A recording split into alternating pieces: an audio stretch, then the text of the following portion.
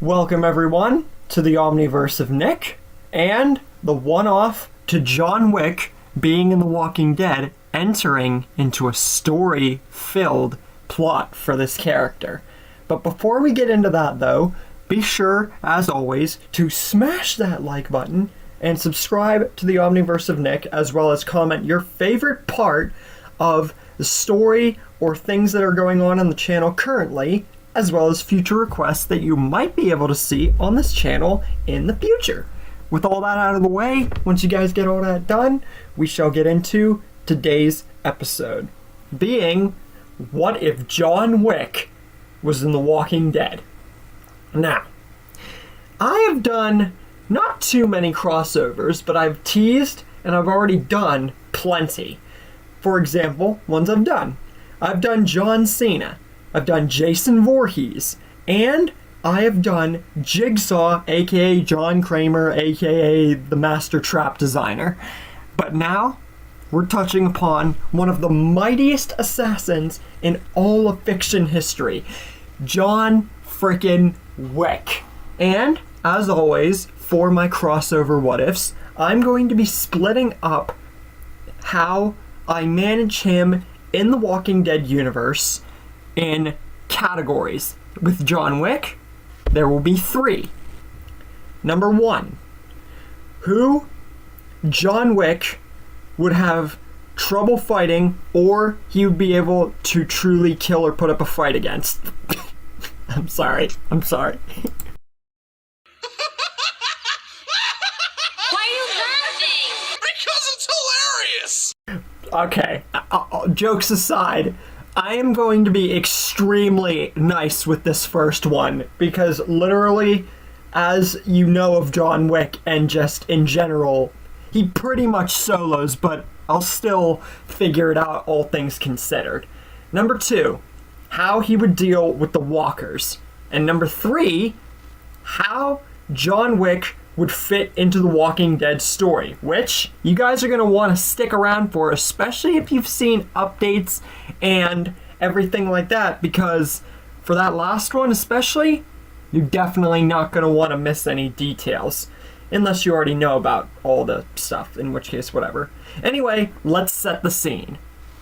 John Wick, who he would fight and actually have trouble against, or would be a good challenge for him. But first, again, I have to stress that I'm going to be extremely nice here, because John Wick is just not fit for The Walking Dead. He is far too powerful. But nerfing him honestly wouldn't work, like Kid Goku, Yajirobe, and others that I have planned. So we have to deal with it, because there are still plenty of strong people that John Wick would at least have a small percentage of trouble with.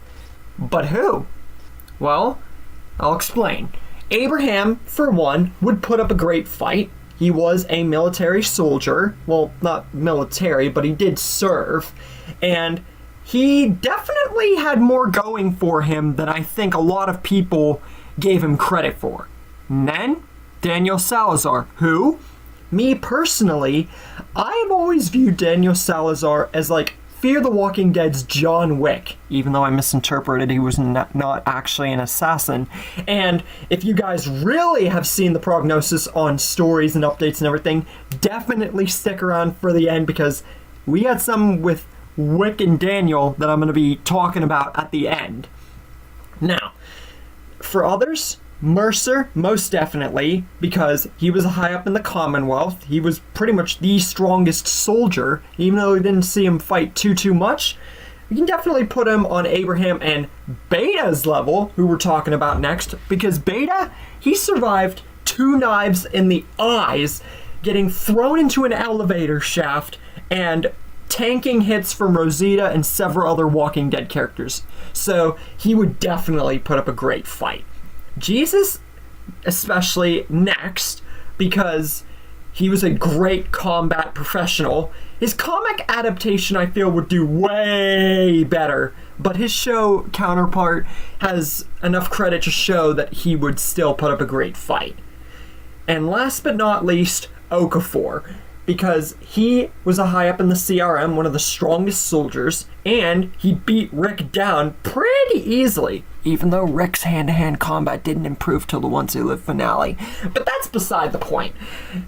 After that, really getting on to the whole thing with John Wick, again, all of those people I just mentioned, that is me being nice.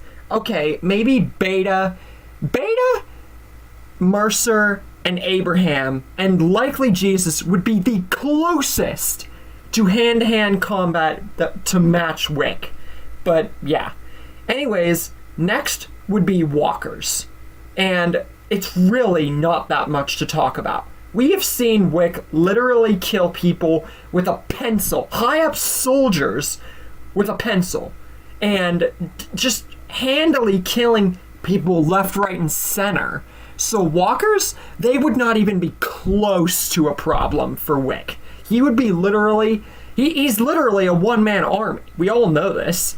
You can argue, though, on the case of walkers, that ones like the variants from Daryl Dixon, the big variants from Dead City, and then last but not least, Winslow, that one walker from Jadis's junkyard, would pose kind of a problem for Wick, but they would only cause as much a problem as some of the other people I just mentioned that would fight Wick. Not even. But with weapons that John Wick has used, like the Dragon Breath shotgun and the pencil, again, and his mastery of combat maneuvers and gun usage, it's just, it would barely be much more of a problem with those higher up walkers. So, again, not too much to talk about.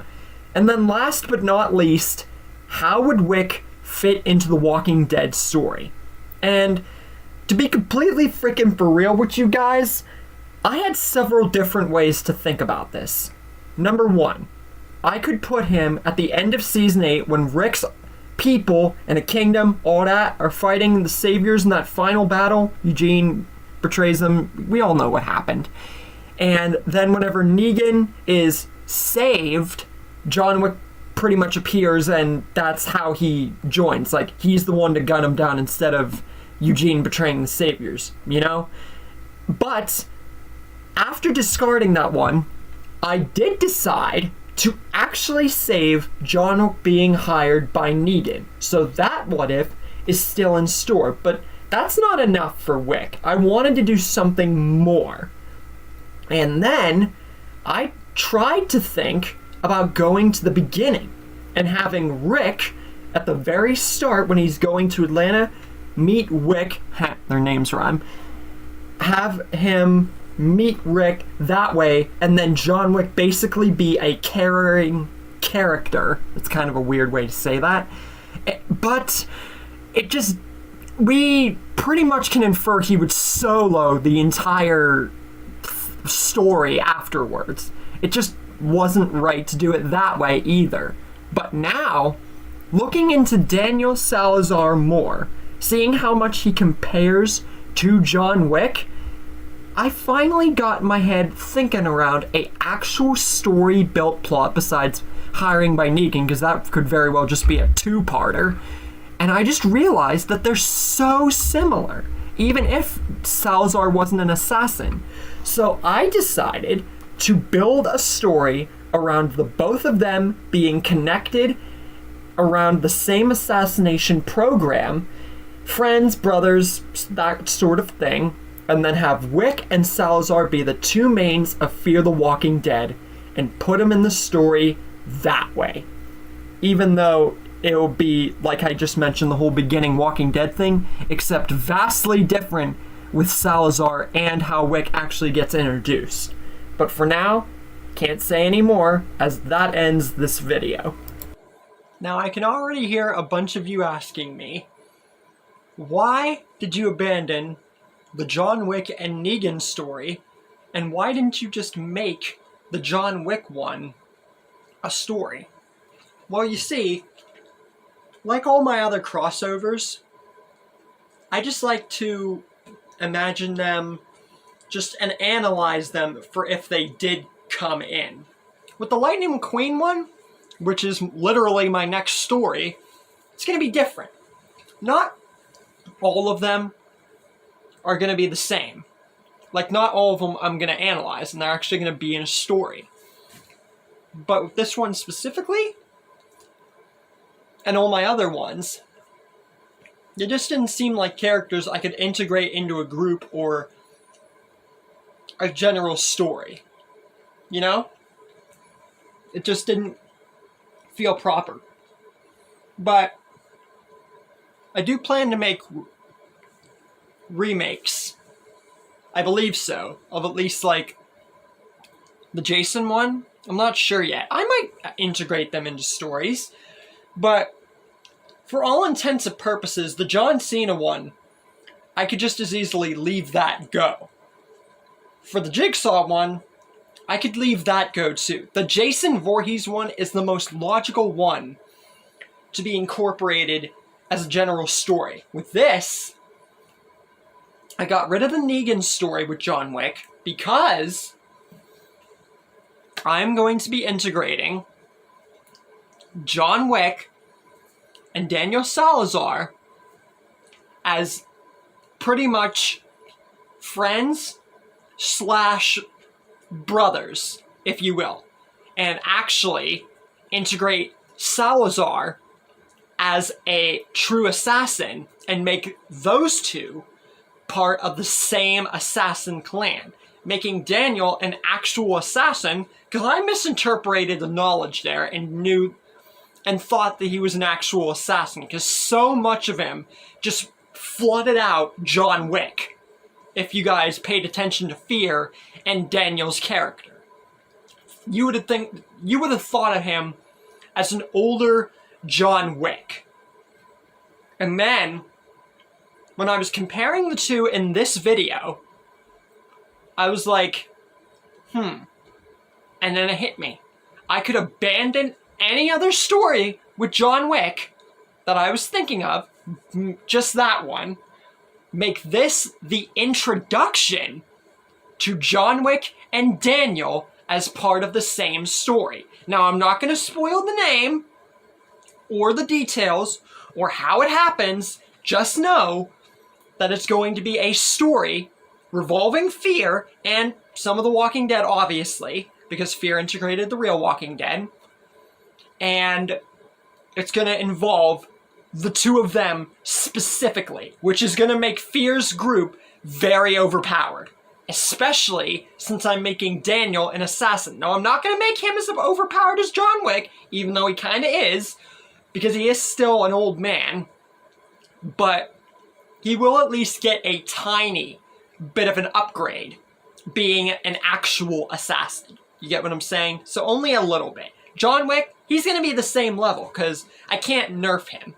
Not him, at least. It was a hard time alone to integrate him into the story and finding people he could even, like, have an actual fight with. Because, let's be honest, The Walking Dead, John Wick almost solos.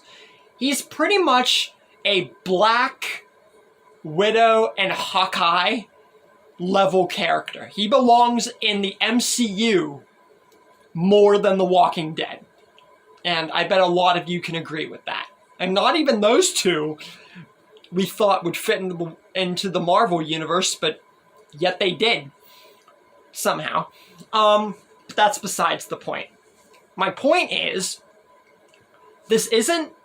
I'm not going to upload this, as I just said here in the finale here, or, you know, the one-parter, since this isn't really a finale, it's a one-parter, what the frick ever. I'm not going to do this like the Merle and Beta spinoff with that story. I'm not going to upload it twice at the same time. I'm going to leave it as an extra surprise because it's not a spinoff or something built into a story or from a story. It's building into its own story.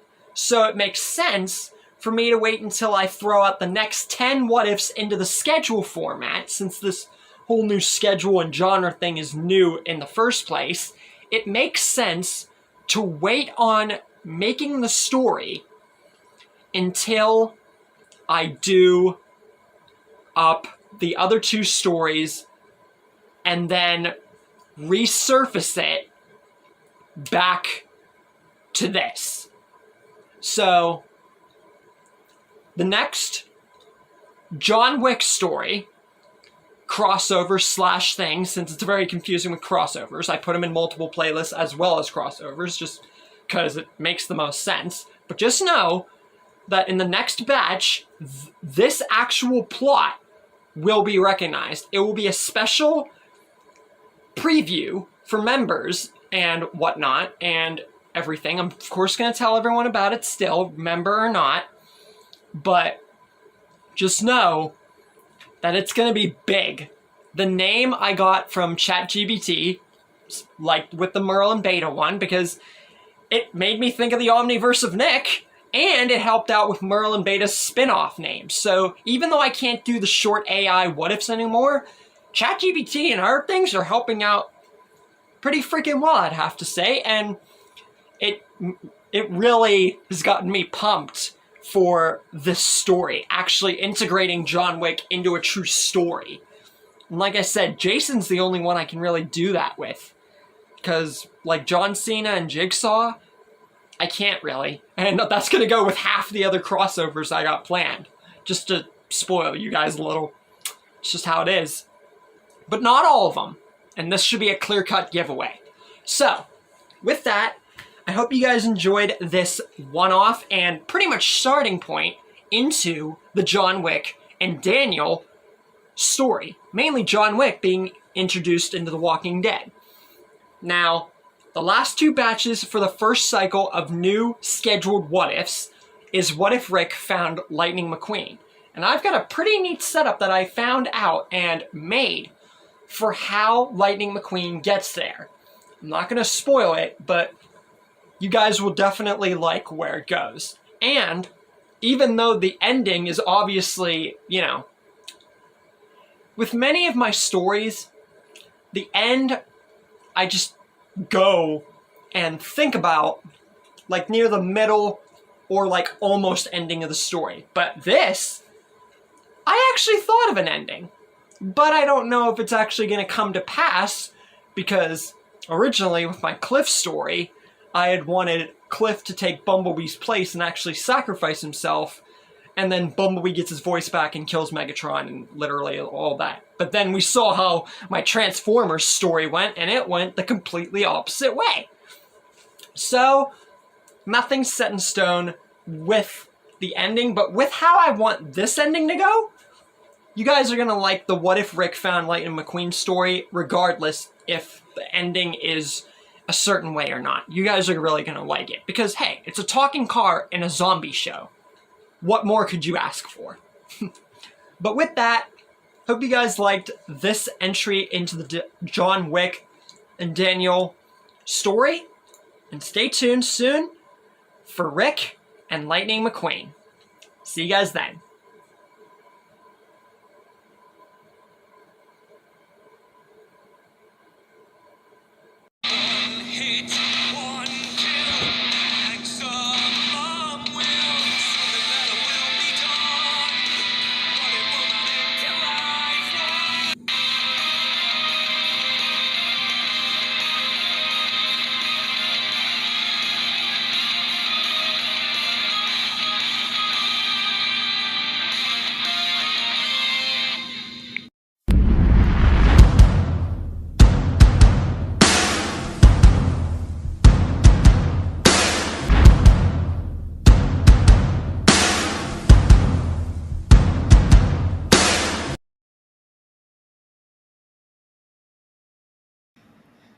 Hey guys, Nick here. Welcome to the Omniverse of Nick and the next Walking Dead / John Wick story, The Deadly Reckoning, The Walking Shadows of Salazar and Wick.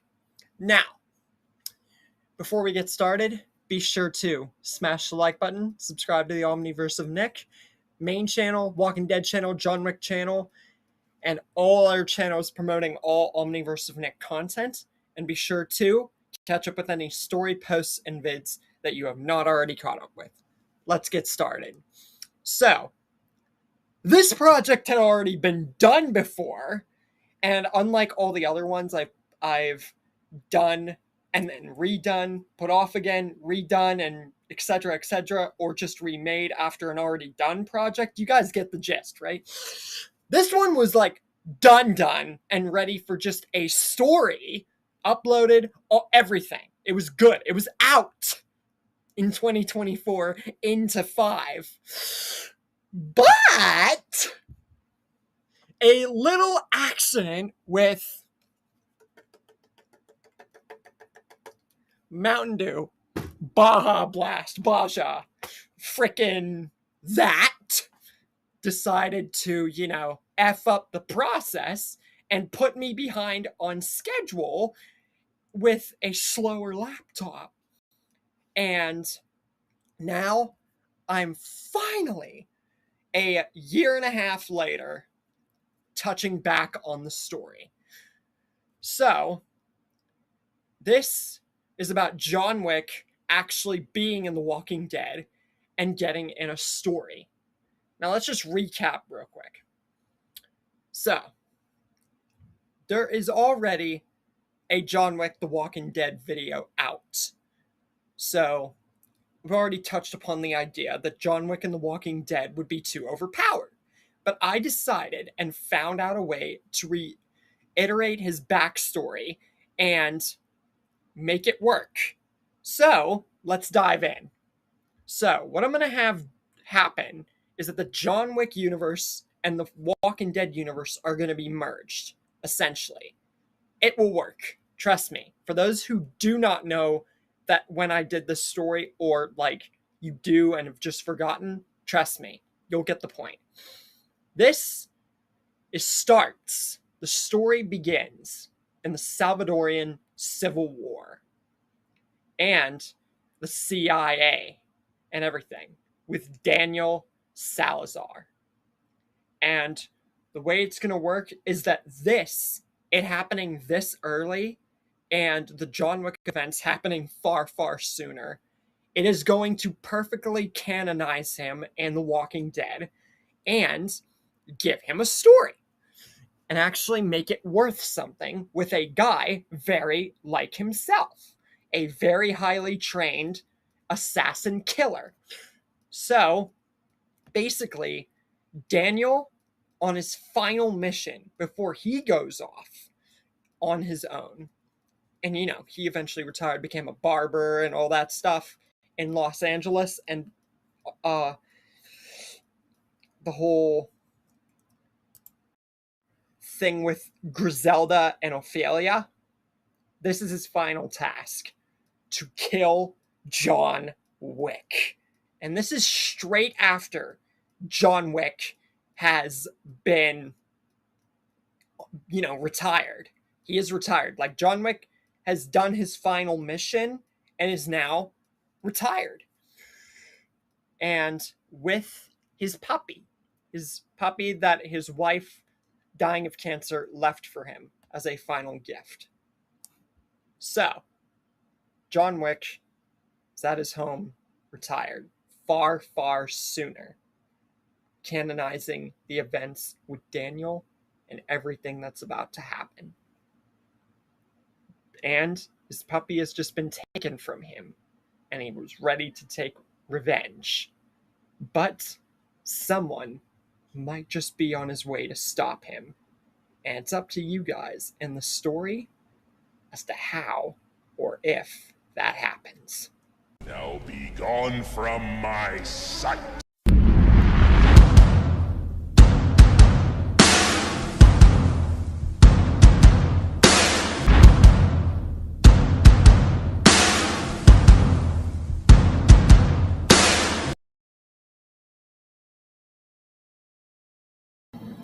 Hey guys, Nick here.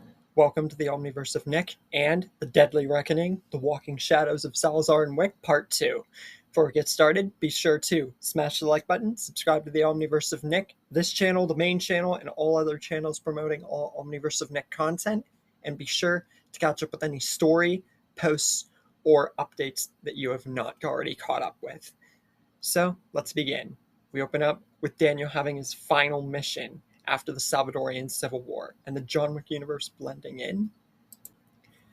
So John has retired and lost his dog so much earlier, blending him into Daniel Salazar's story to make it work.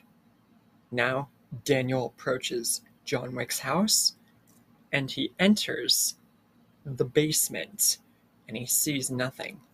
But, out of nowhere, a slam to the wall. Daniel just narrowly dodges it from a hammer from John Wick, and the two face off, holding at gunpoint. But no words are able to be spoken before shots fire between the two everywhere in the basement. Daniel throws a spear, but John just dodges it. And the fight goes on with Daniel wielding the hammer and John getting a bat, and it's just pandemonium. They end up even tripping each other and pulling many of the same moves, but they're not, they're getting injured. But it's obvious Daniel is holding his own, because this is prime Daniel. This isn't like older man Daniel that we saw. This is like prime Daniel. So yeah, he's holding his own against John Wick, which makes this story work all the more better. And the two get up after all that, but then swing and hold each other at gunpoint again. And John Wick demands to know who he is and what he's doing in his home. And Daniel says, "Impressive. You're just as great as I know you were, Jonathan Wick." But John, he's not in the laughing mood. He's not even in the smiling mood. He just still repeats the question, holding at gunpoint, and says, "Who are you and what do you want? Not that I care." Daniel just looks at him, and it's like, John's retired, but something's off. Like, he seems far more angry. And Daniel knows he must have just lost someone. And that's why he was so angry. Because John's never taken something personally that he's been aware of. So Daniel just relents, and he says, "My apologies. My final mission as a CIA agent and from my war veterans was to exterminate you. But something tells me you didn't even want this fight. But something tells me this attack on me wasn't meant for me. But you can avoid that and avoid the vengeance that it's going to overtake you, like I am. You can avoid that path if you come with me. I know all too well about loss. And I know it's not your wife." And hearing about John reluctantly, starts to understand, but John's still not wagering too much. Daniel extends a hand, hoping John will take it, and the two shake hands, but they have a long conversation and long thinking before John actually thinks to trust him or even walk away, because that's all John wants, is to walk away. Daniel says if he comes with him, they will go far away, somewhere they'll never find those people who took John's happiness away from him. They're not worth it anymore. So Daniel does go with John. They both do, and they leave John's home, leaving the memories of John's dog and wife and his life behind. Eventually, they get at the outskirts of Los Angeles. Daniel starts a family, and John gets himself a new dog, a German Shepherd given to him specifically by Daniel after hearing his full story, and John is finally starting to feel happiness. And then we cut to present day. Salazar's cuts, and the story officially starts here. It already basically started, but this was how it tied in to what makes John Wick, like how the world centers in and how I put him in the story. And for those of you who want a recap for when you watched this last and redone in this measure. So, with the story officially starting now, who stands a chance against John and Daniel together? And whoever does, for how long, and who specifically? And where does their journey lead them from here? Will it lead to true happiness and overpowered teams the whole story? Or is it going to be way more trouble with more than one assassin killer? Find out next time. Now be gone from my sight.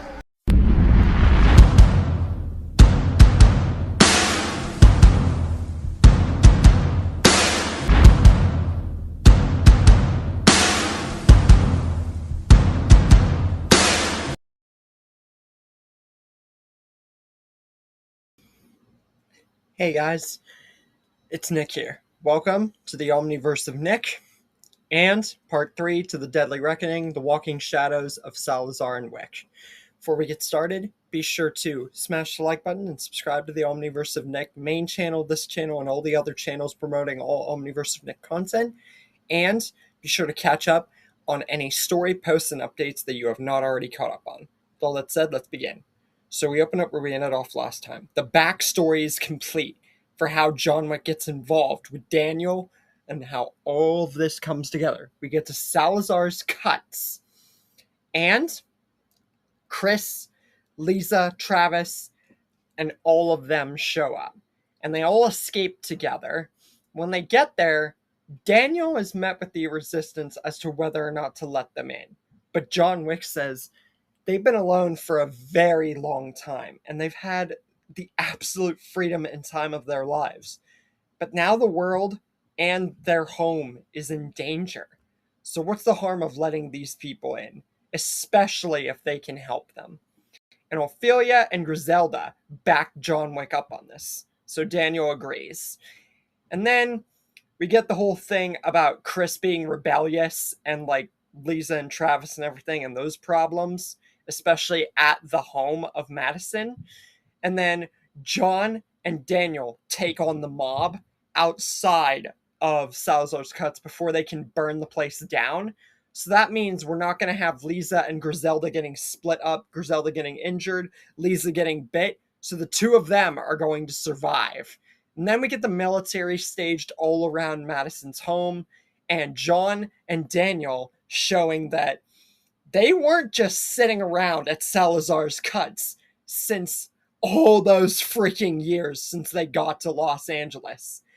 John brought almost all his freaking, like, from his home, all his weaponry. And with Daniel's help, they got so much more. So they are armed to the teeth. Half of not even telling the military and the soldiers about it. And they also discuss it with Travis, feeling like they can trust him. So now they know what they're going to be ready for in case this all goes south. As for Strand, since Nick wouldn't be going to the hospital and everything, if he did, then it would be in a much different set of circumstances. If he didn't, they would meet Strand in a much different way, heading out of Los Angeles. As for the whole Matt going into the bottom where all the cars were and like the tunnels and everything, John Wick would one-shot him and Travis wouldn't go in that whole crazed state. So that's not even a problem.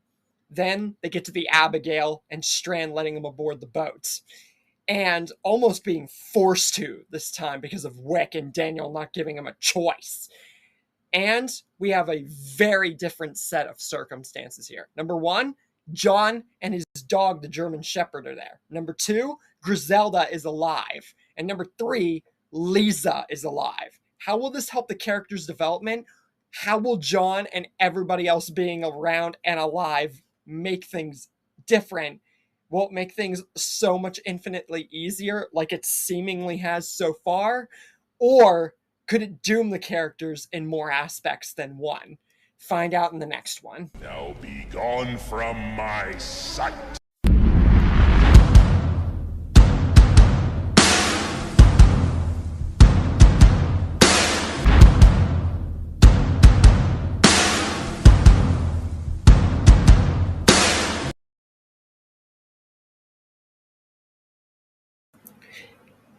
Hey guys, Nick here. Welcome to the Omniverse of Nick and part 4 to the Deadly Reckoning, The Walking Shadows of Salazar and Wick.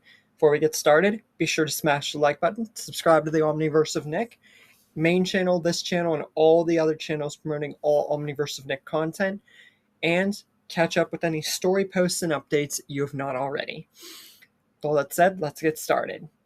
So, we open with John and Daniel. Obviously a huge pairing asset in this story and how John Wick has centered all of the story thus far. Get to him, his German Shepherd, Lisa and Griselda being the key differences once they get to the Abigail. And Daniel's much happier because of all this.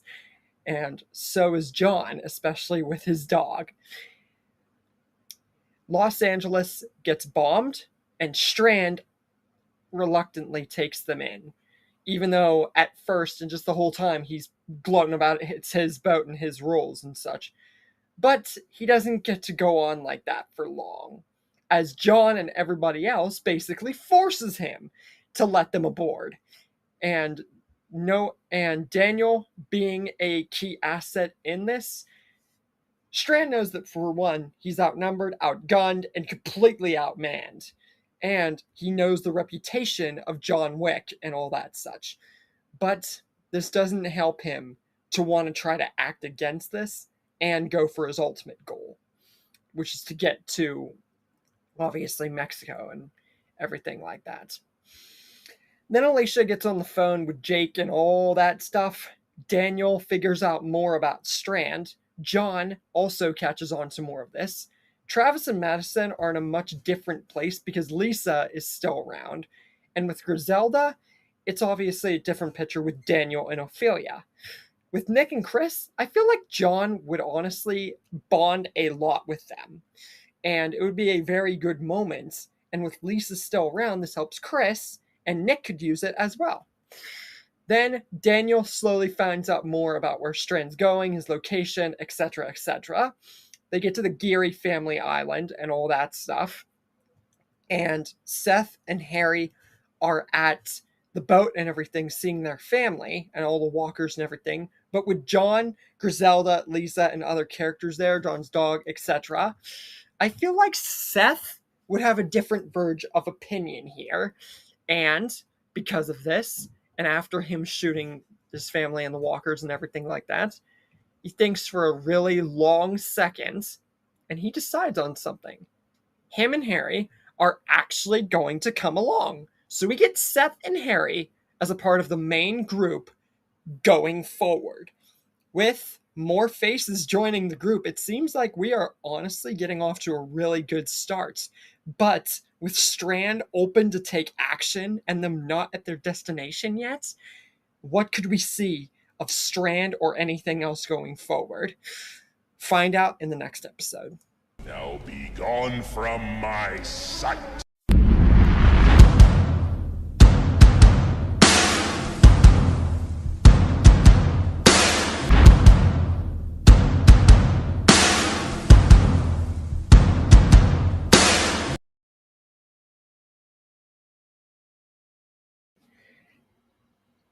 Hey guys, Nick here.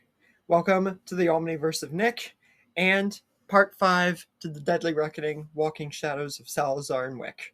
Before we get started, be sure to smash the like button and subscribe to the Omniverse of Nick, main channel, this channel, and all the other channels promoting all Omniverse of Nick content. And be sure to check out any story updates or posts that you have not already caught up on. All that said, let's begin. So we open up with our group after the Geary Island, where I will touch upon the differences of characters mainly. We have John and his German Shepherd. We have Lisa. We have Griselda. We have Harry Geary. And we have Seth Geary. So those are all the differences about who is with our group so far, if you were not already aware. Strand is getting increasingly impatient and annoyed at the fact that he is being used on his own goddamn vessel. But what's keeping him going is his, intended goal and target. Daniel is just getting more suspicious and just overall impatient himself with Strand, and John too. Not him getting impatient with John, but John's agreeing with Daniel. And then they get to the island where the plane crash is. And Seth goes with the people that originally went. And they find Alex and Jake, and they let them on. Strand thinks about cutting the rope. Before he even gets the chance to do so, John and Daniel stop him and hold him at gunpoint. So Alex and Jake actually stay with our group. And then Nick goes on the whole blood covering path and doing all that. We get Jake and his group, whatever, they try to infiltrate the vessel, but with John, Daniel, Madison, and Chris all having weapons and just so on, it's a freaking cakewalk. Even John alone would be able to handle this, and the German Shepherd. And Jake actually stays with Alicia. Alicia trying to cover for Jake. Jake stays with the group, and Alicia wants it to happen. Strand is overall happy that he's getting to the point of where he wants to be, but more impatient and annoyed at the fact that it took this long and the fact that he was used on his own vessel. But he doesn't care about that now. They are at the Abigail Vineyard. What will happen here with more added faces and the fact that we got very strong added faces too? Will Strand turn on our group, or will something else happen in the lead up to the twist at this place that will turn the group on its axis? Find out next time. Now be gone from my sight.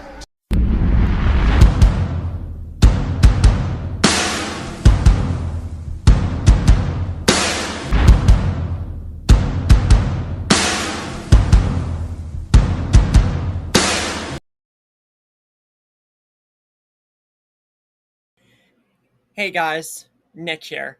Welcome to the Omniverse of Nick and the next episode, the sixth part for The Deadly Reckoning, The Walking Shadows of Salazar and Wick. Before we get started, be sure to smash the like button and subscribe to the Omniverse of Nick main channel, this channel, and all the other channels promoting all Omniverse of Nick content. And be sure to catch up with any story updates or posts that you have not already. With all that said, let's get started. So we open up where we ended off last time, at the Abigail Vineyard. And Strand obviously talks with Celia. She demands the weapons and etc., etc. Seth and Harry are there with the group. And we get Alex and Jake, Alicia, and Jack, or Jake, or whatever his name was. And since he's basically coddled around her thumb, it's easy for everybody else to get used to him. Mostly. It's still trust issues, because they did attack their group. And we got Chris and Travis, much different relationship. And Chris is not going to try to shoot anybody or leave Madison to the walkers or have problems, because Lisa is still there. And obviously with Daniel and Ophelia, we still got Griselda, which helps their family. We got John Wick and his German Shepherd. And Celia talks to Nick and... not me. Celia talks to Nick, and they get along and they have their conversations. Strand kills Thomas after realizing that he was bit.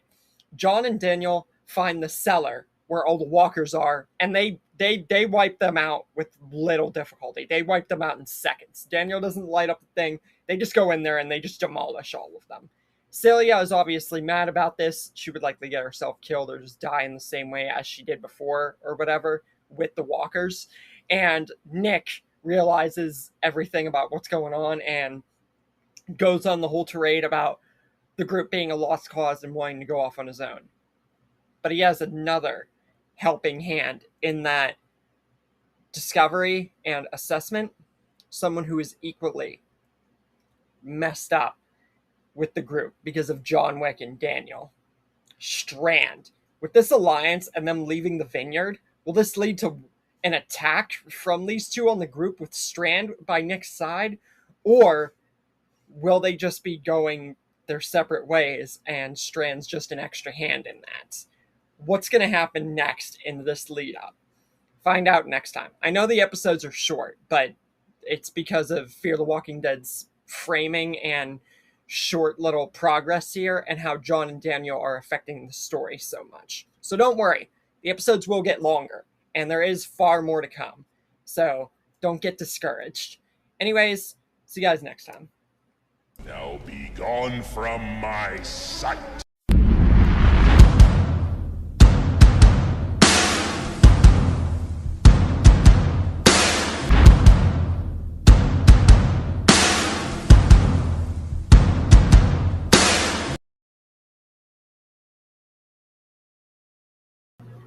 Hey guys, Nick here. Welcome to the Omniverse of Nick and Part 7 to the Deadly Reckoning, The Walking Shadows of Salazar and Wick.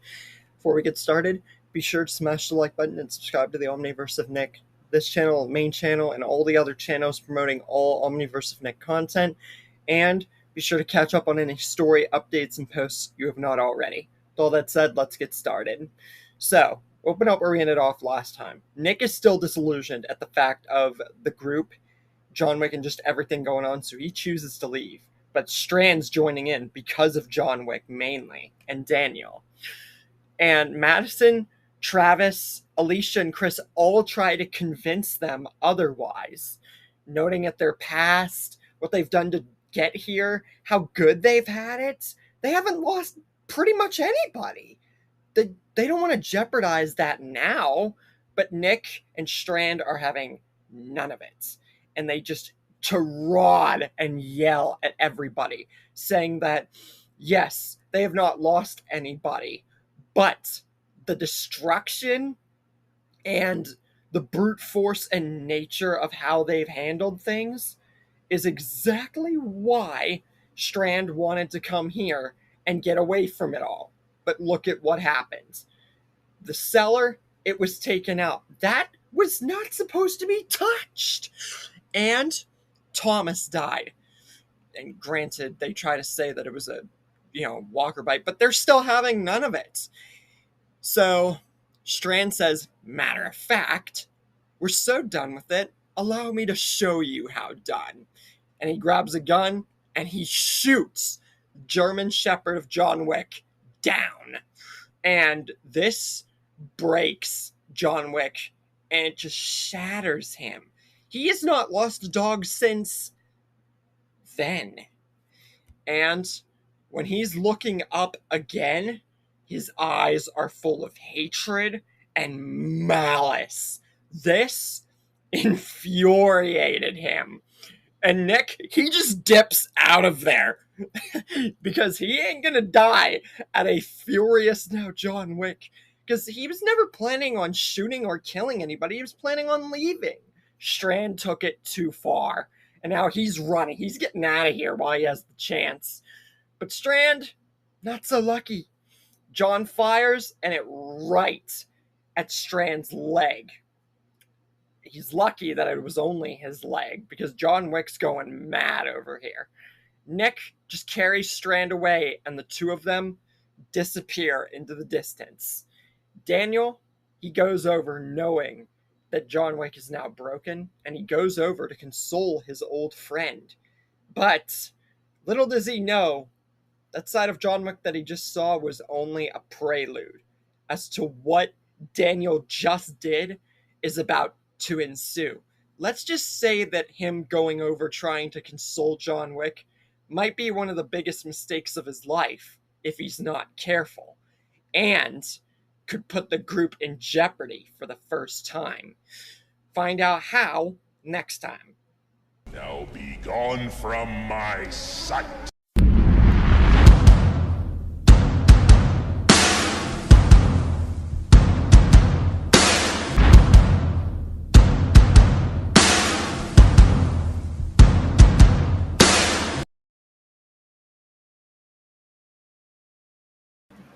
Hey guys, Nick here. Welcome to the Omniverse of Nick and Part 8 to the Deadly Reckoning, The Walking Shadows of Salazar and Wick. Before we get started, be sure to smash the like button and subscribe to the Omniverse of Nick, this channel, the main channel, and all other channels promoting all Omniverse of Nick content. And be sure to catch up with any story, posts, or updates that you have not already. Let's get started. So Daniel goes to console John Wick after Nick and Strand turned on them, and Strand killed John's dog, leaving Strand to be almost dead and Nick taking him away. Daniel tries to console him, but this is probably the worst mistake he could have ever made.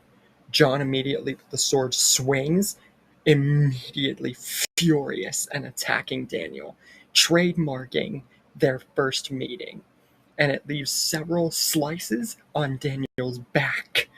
Daniel fights back with a shovel, and then a bullet to John's back and his leg, and one whack to the shovel on the head knocks him down, with Madison being the perpetrator of using the gun. And she holds him down like that and says, "John, don't make me do this." And even Chris and Alicia and Travis, everybody, tell them both to back off. Because, this is getting out of control. And Daniel, he knows how deeply personal it is for John when he loses someone. Because of who he is. Because he would honestly be the exact same way. And Daniel can make no excuses, especially because of his past and their meeting. He tells John he understands, but remember when they first met, he knew how hurt John was then and took him away from it. They can get away from this, but they can't hurt Nick Strand? Oh, they can hurt him. He was the one who did this, not Nick. He is the one who needs to pay. And because of John shooting him like that, and shooting him in the leg, it proves that John isn't the man that he once was, and that's not a bad thing. John isn't the cold-blooded killer because he purposely walked away from that, and no one can fault him for that. And him shooting Strand, despite what he did in the leg, that says something about his character. And Daniel says that yes, while everybody, including himself, feels for him, they are not the cause of this. Strand is, and with their luck, he's dead. But on the bad case, they do have to find Nick, and this place is nothing to them now. They must get away from their losses again, but in a different way, by finding Nick and correcting this egregious mistake. And Daniel knows that they can do it, but John has to trust him and everybody like he did once. He's sorry about his dog and his other dog and his wife, but leaving it, his whole character on it, will only bring back the side of him that he knows John wants no part of. So he tells John, him and everybody else here is here for him. John just has to trust them. They will find Nick. They will fix this. But John has to keep cool. John just sits there in silence for a long, long moment, mulling over everything that everybody just said, his previous losses, and just trying to calm down. He finally speaks and says, "Were it not for you, Daniel, I would have gone on that path a long time ago. And it probably would have ended up costing me not only would I likely have won in the end, but I probably would have still met my end. Because once an assassin gets started on something, their path becomes too deep to crawl out of. And you reached me at the point where I was almost too late. Even now I feel that it's still too late. But just because I'm acknowledging this and thanking you for helping me and being your friend for this long, it does not mean that hurt will not go away. So if we do find those two, and Strand still is alive, I will not harm your boy, Madison. But I can't make promises for what I'll do to that scumbag filth, Strand. So, Daniel helps John up. Madison and Travis say, what are we going to do now? And John and Daniel both point and says, now we move forward. And that's exactly what you're going to see begin next time. Now be gone from my sight.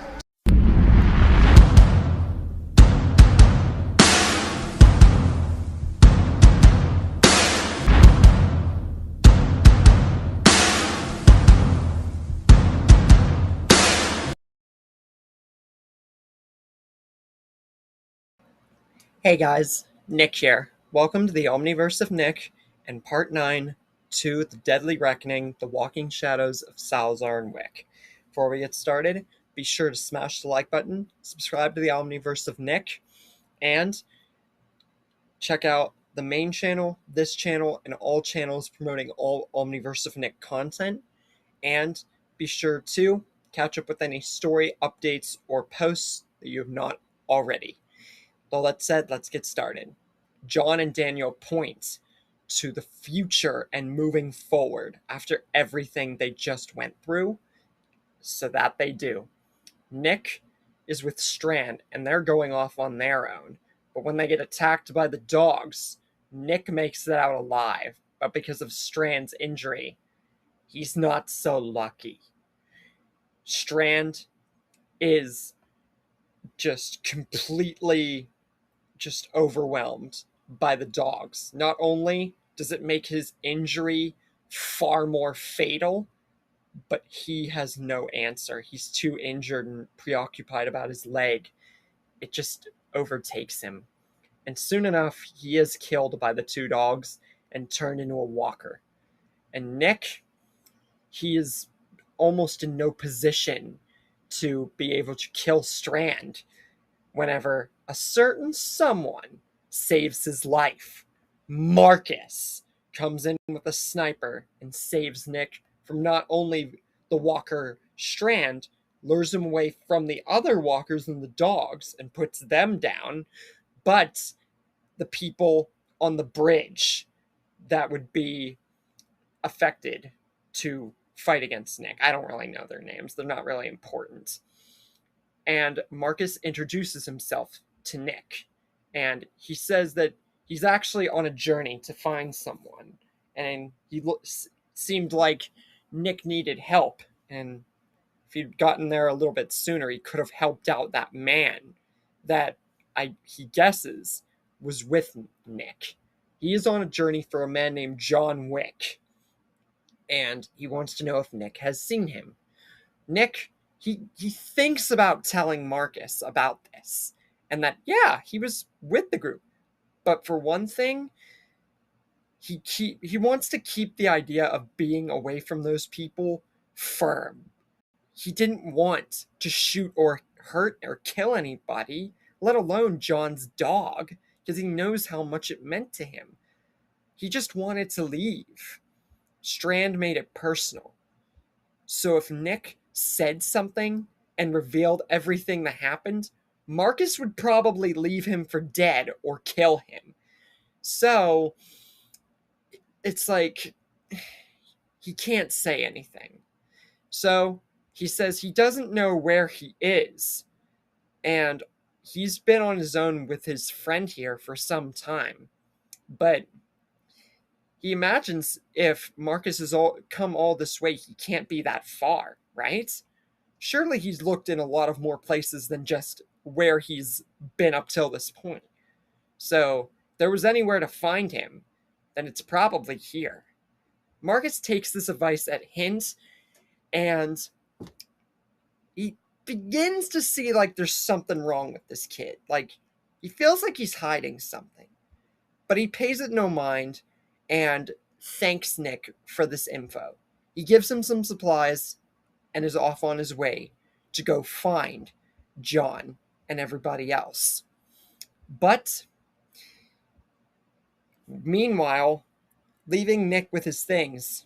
He lives him on his canon path. But will Nick still have the same adventure? Or without Strand, what will become of the main group? Or is it really no big deal considering how many more faces we've got?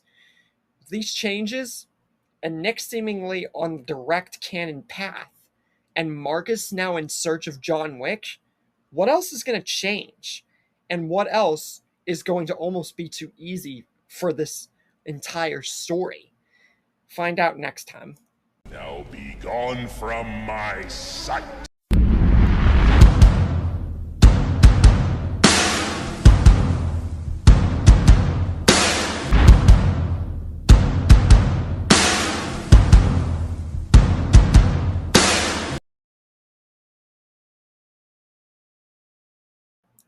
Hey guys, Nick here.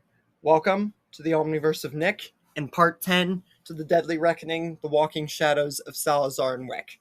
Before we get started, be sure to smash the like button and subscribe to the Omniverse of Nick main channel, this channel, and all other channels promoting all Omniverse of Nick content.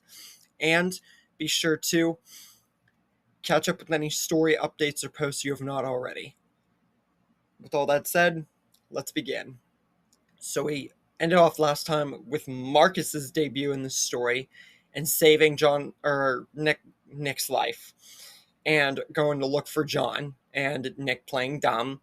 And now Nick is going to go on his canon journey. Strand dead, turning to a walker. And Marcus gears up all his things in a nearby house that he was at. And even though Nick seems suspicious, he's going to continue on his journey. Maybe he'll actually find John. Then we get to the hotel, Elena's hotel, and everything like that.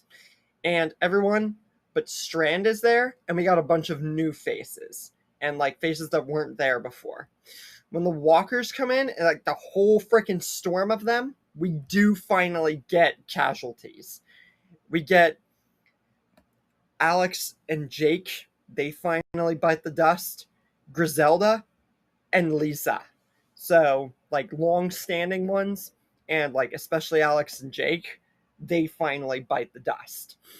And then we meet Elena and John and every single other person, especially ones that weren't there before. With John and Daniel, especially, and, like, Seth and everything like that, it's almost a cakewalk at that point when they start taking it seriously. But if it didn't work, then Madison would still pull the drown them strategy by the bridge that she did originally. Except it would be far more easy because there's more people. Then we get the reunion between Marcus and John, either as a help or as him coming in at the last minute and finding him. And it wouldn't be hard because of all the chaos. Anyways, with Marcus now reunited with John, Nick on his canon journey, Strand dead, casualties finally, but still a bunch of new faces and survivals, what's going to happen now? Now that we're going to be getting into serious territory with the autos and the ranches and all that.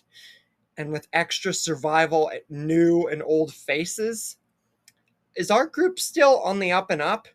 Or do these casualties mean something much darker coming for our group? Find out next time. Again, apologize for the short episodes, but considering Fear's timeline, kinda gotta. Unlike Walking Dead, there's far less to work off of in terms of actual movement of the story. So, yeah. But trust me, we're getting into serious stuff. And if that at least 5-minute episode from prior meant anything, it's that we're just getting frickin' started. And we're 10 parts in. So, stay tuned. I'll see you guys next time. Now be gone from my sight.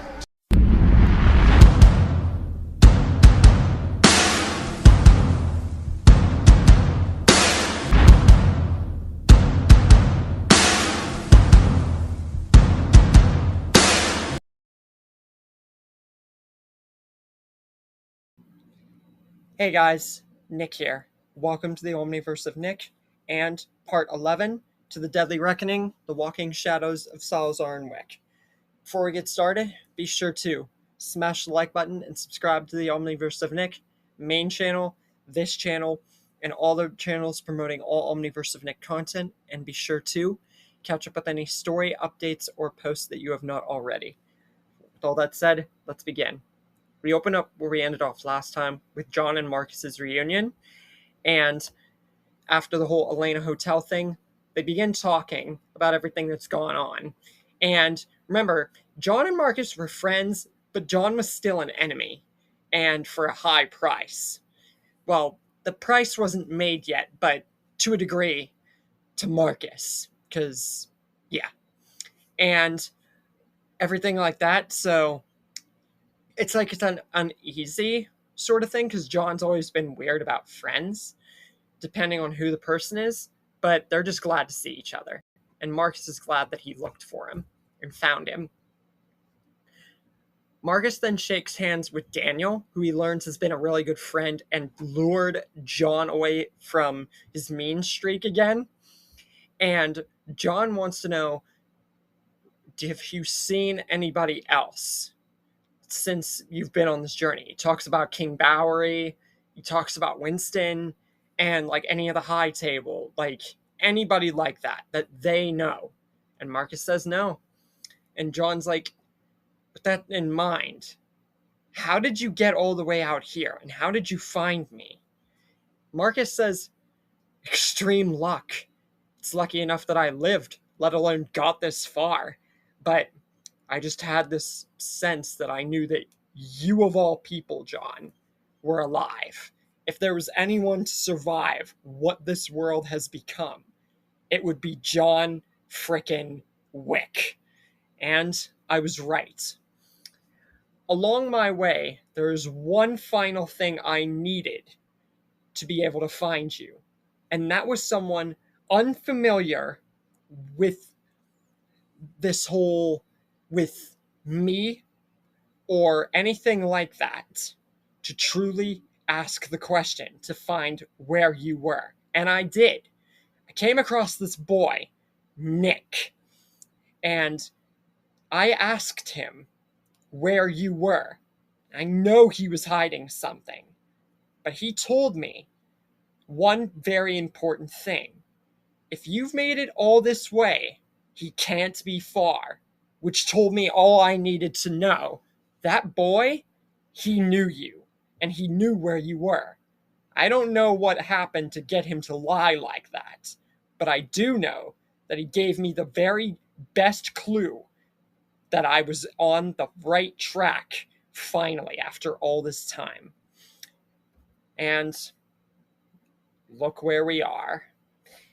Madison, Travis, Alicia, Chris, Seth, and Jake all are like, you saw Nick? What about Strand and everything like that? It's like, you saw him? And Alicia and everybody else is like, well, where is he? Was a guy named Victor Strand there? Like, what was the build-up to this? Do you have any ideas where he is now? Marcus says, Victor Strand. You mean that guy that I was turned into a walker that I had to save Nick from, along with two vicious canines and a group of highwaymen on the road? That Victor Strand? Yeah, he didn't seem like he was in the best position after those two freaking dogs attacked Nick and himself. Nick was able to get out of there in one piece, but I had to save him from his friend, the man you call Victor Strand, and put down those two dogs. But no, he is not alive. But Nick is, as far as I'm concerned. And Madison's like, well, where did he go?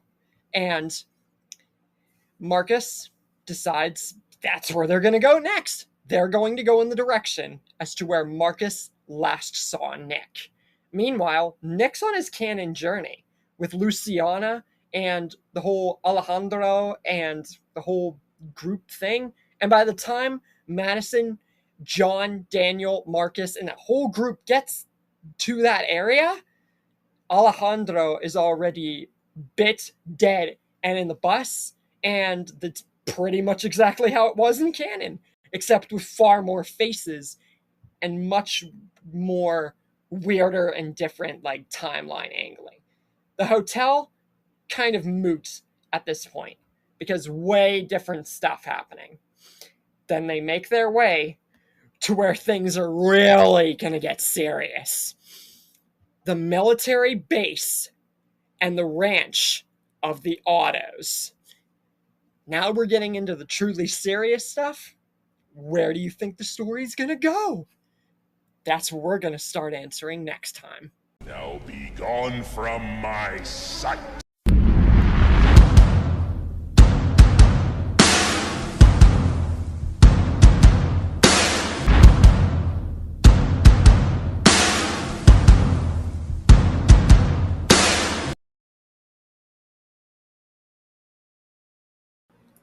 Hey guys, Nick here. Welcome to the Omniverse of Nick, and part 12 to the Deadly Reckoning, the Walking Shadows of Salazar and Wick. Before we get started, be sure to smash the like button and subscribe to the Omniverse of Nick main channel, this channel, and all other channels promoting all Omniverse of Nick content, and be sure to catch up with any story updates and posts that you've not already. With all that said, let's begin. So, we open up where we ended off last time as we're finally getting into the nitty gritty and serious stuff with the Auto military base and the casualties that would come after, along with all the no names that were killed. Chris and Seth are both killed, along with Jake, but I didn't put his picture because one, we never got an official death scene, and two, I could have used AI just like Seth, but honestly, to me, he's a nothing character besides Alicia. So, yeah. Anyways, John, Daniel, Nick, Alicia, Luciana, and Travis, they all freaking just stampede the military base with guns. And Troy is one of the mains that avoids the attack. Then John Wick throws a pencil towards Madison, and surprise attacking Troy, she uses a pencil to the eye instead of a spoon. Now, this is a scene I did before whenever I made this story. I was definitely keeping it here because, come on, she pulled a John Wick in that move with the spoon and a pencil. My God, that would be so much more freaking bloody and dramatic. So, yeah. And then we get to the scene of the helicopters and everything and them escaping because of the walkers and everything like that, because I feel like that would still happen. And Harry is killed instead of Travis. I know he's a little boy, but honestly, I did not see anything for him. So trust me, there will be something later on in the story that will make up for it. You gotta trust me on that one. Then we get to the Auto Ranch, and Troy is immediately having to be detained from killing all of them. And now all the Autos have to figure out what they're going to do from here. And John and Daniel, they know something's just wrong about this ranch, especially after they were attacked. So how are they going to manage to try to get some kind of arrangement with the Autos? Will there be one at all? Or are the Autos going to have a rude awakening? Or is our group about to have the first real line of bad luck? Find out next time. Now be gone from my sight.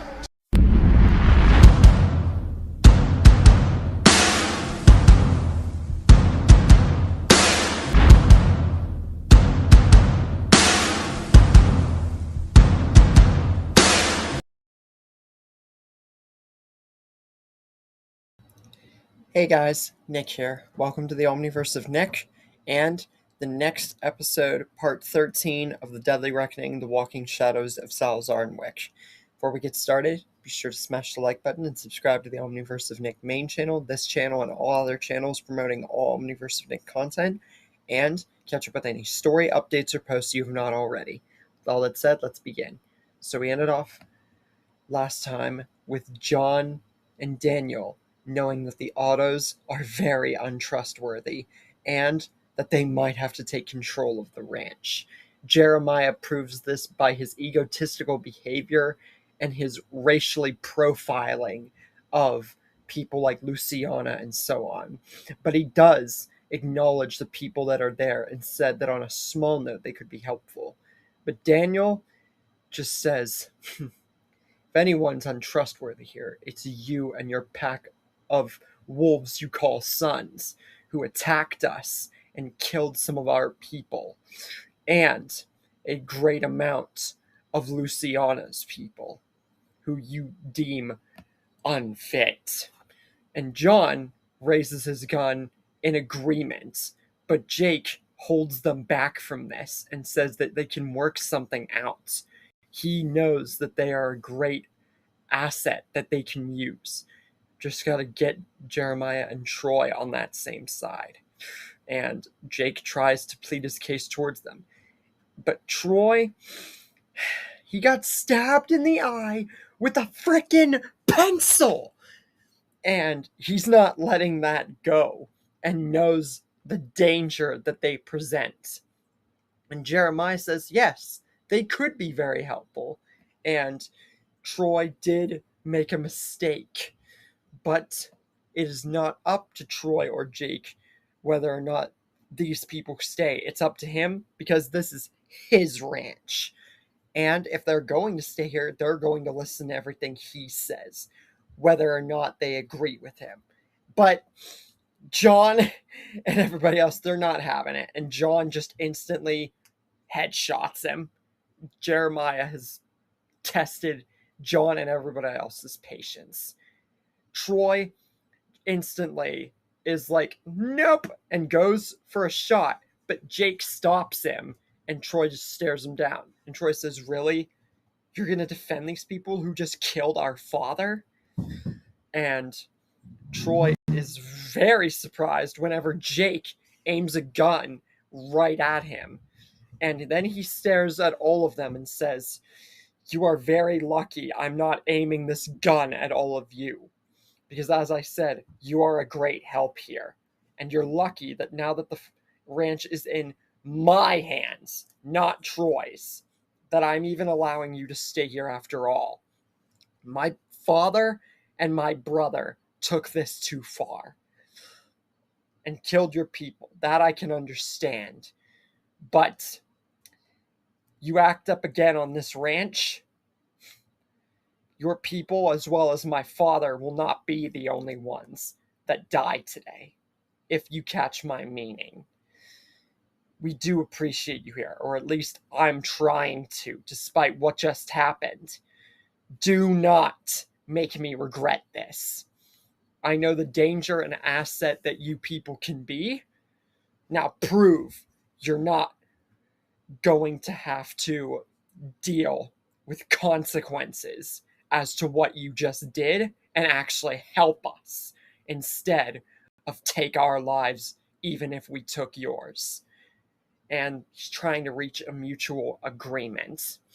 So, Travis, Daniel, Jake, Madison, and John are now going to be the mains who lead the ranch into what is going to move the story forward, especially when we get to the dam and so on. With Jeremiah dead sooner and circumstances being a decent bit different in the story, how is that going to affect Walker's group and the dam people and all those guys? How are we going to lean that in, especially with Troy and John and so on? Start to find that out next time. Now be gone from my sight.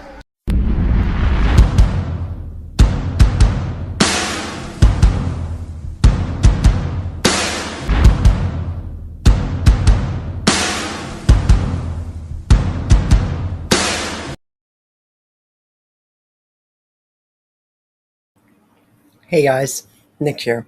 Welcome to the Omniverse of Nick and the 14th part to to the deadly reckoning, the walking shadows of Salazar and Wick. Before we get started, be sure to smash the like button and subscribe to the Omniverse of Nick main channel, this channel, and all other channels promoting all Omniverse of Nick content, along with catching up with any story updates or posts you have not already. With all that said, let's get started. So, we open up where we ended off last time with Travis, Daniel, Madison, and John taking up leadership of the ranch, along with Jake after everything that happens. Then one of the houses is set on fire and that whole thing happens. And then they meet Walker and his tribe.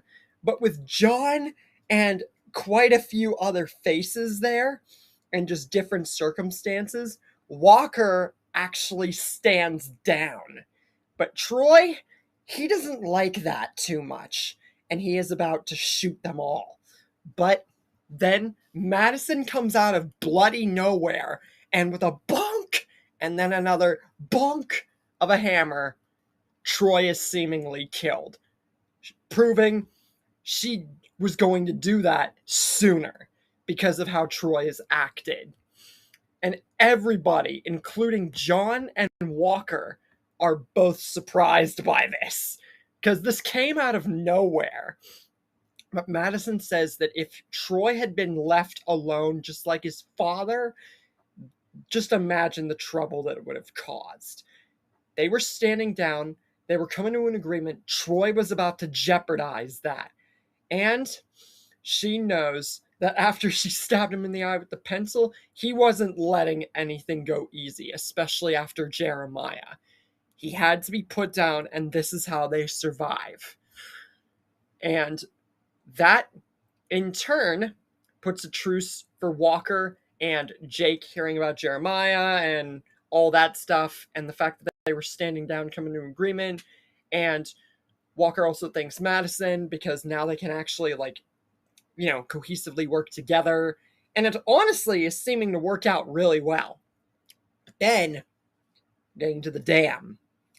Now, because Walker's group is actually now with our group, and the fact that this isn't involving bloodline like the Roman Reigns story or anything else like that, and Troy is seemingly dead, how is the dam going to work? And with our new faces and how the stories worked for John and everything else, does this mean that the dam's going to be a cakewalk? Or is there a twist coming that no one, even more than one twist coming, that no one is prepared for? And that all this has just been a small lead up as to what's actually about to happen. Find out next time. Now be gone from my sight.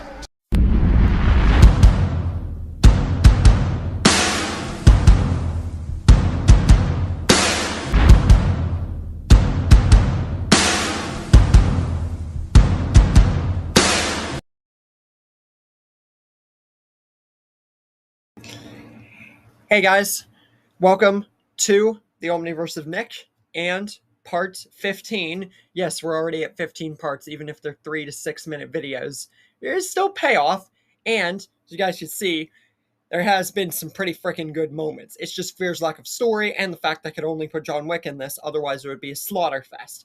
Anyway, this is part 15 of Deadly Reckoning, The Walking Shadows of Salazar and Wick. Before we get started, be sure to smash the like button, subscribe to the Omniverse of Nick, and check out all the other channels promoting all Omniverse of Nick content, and be sure to catch up with any story updates or posts you have not already. With all that said, let's get started. So, we get to the dam after Troy was just out of nowhere killed, but then they promote a truce with Walker, and now they need to go to the dam for water, etc., etc. So, John, Daniel, Madison, Walker, and Alicia all go there. And everybody else, they stay at the ranch to protect it. Then we meet Dante, obviously, and he says to Daniel, "It's been a long time, but I'm not alone." And despite there being others, it's like, what does he mean not alone? And Daniel stares as well as everybody else, and John stares, and he cannot believe what he is looking at or who he's looking at. There in front of him, Santino D'Antonio, with long hair, a scar over one of his eyes, and a grown out beard, steps in front of him, showing that Santino D'Antonio survived the events of The Walking Dead so far.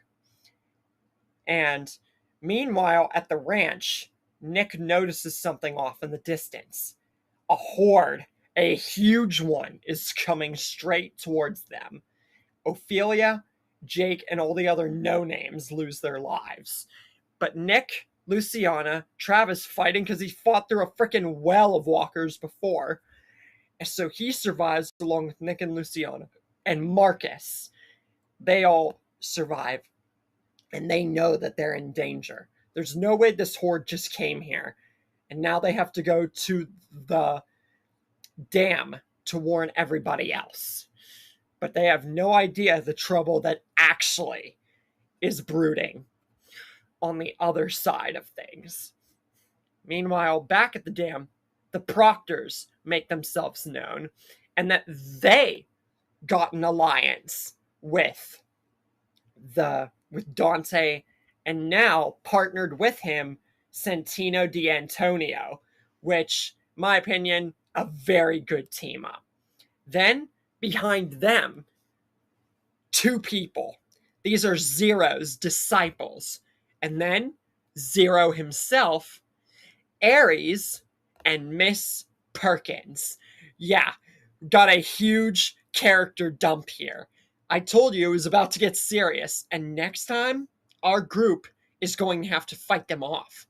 But can they? Until Travis, Luciana, Nick, and Marcus get to them? Who is the one who sent that horde if Troy's supposedly dead? And does our group now have a chance, even with John and Daniel, with numbers being severely against them? Find out next time. Now be gone from my sight.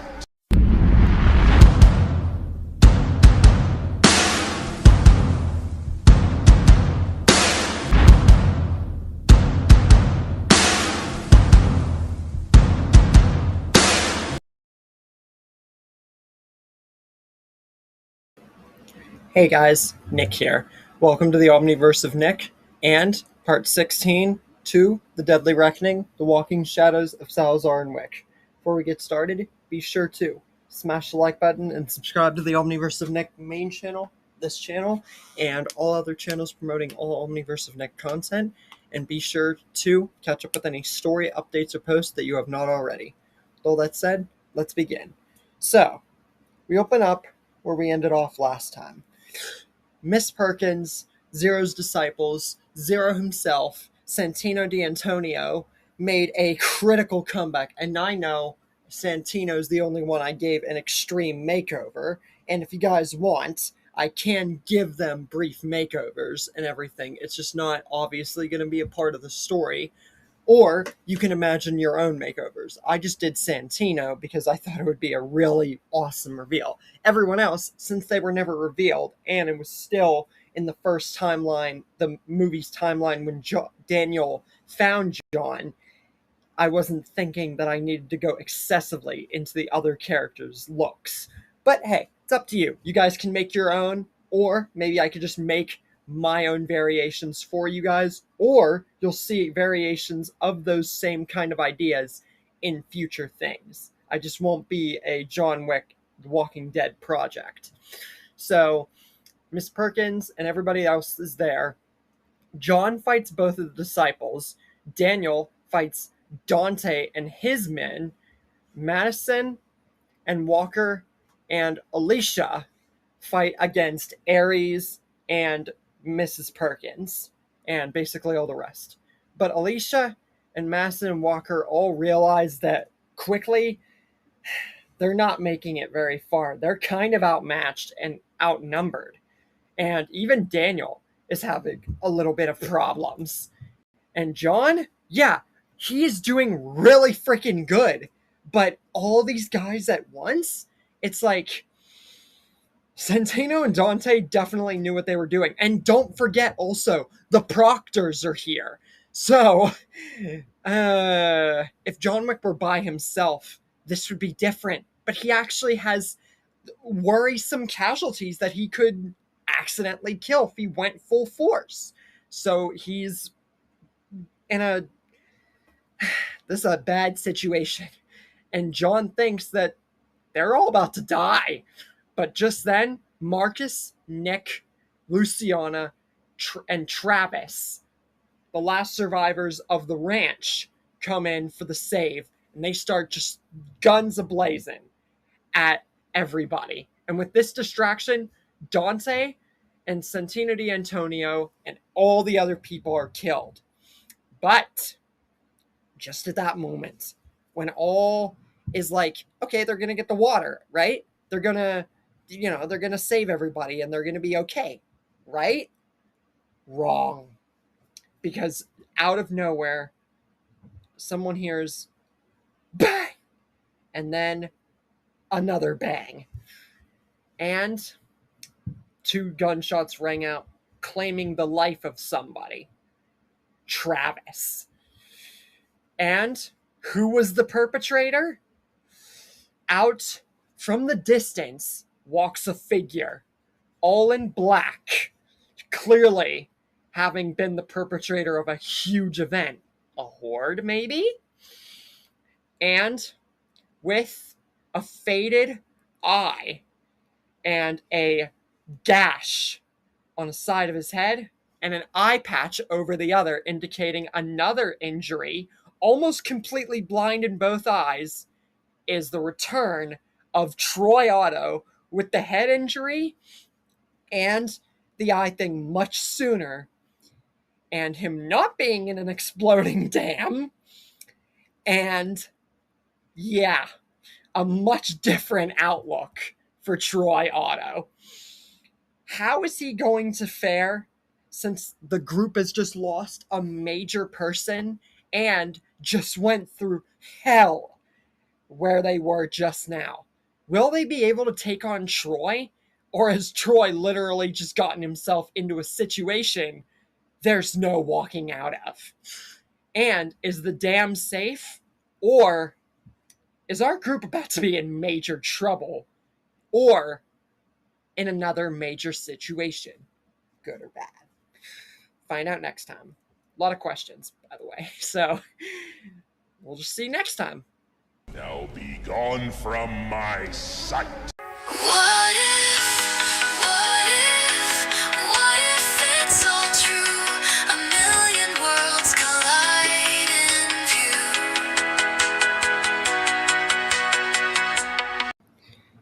Hey guys, Nick here. Welcome to the Omniverse of Nick and part 17 to the Deadly Reckoning, The Walking Shadows of Salazar and Wick. Before we get started, be sure to smash the like button and subscribe to the Omniverse of Nick main channel, this channel, and all other channels promoting all Omniverse of Nick content. And be sure to catch up with any story updates and posts in the new Omniverse of Nick. With all that said, let's get started.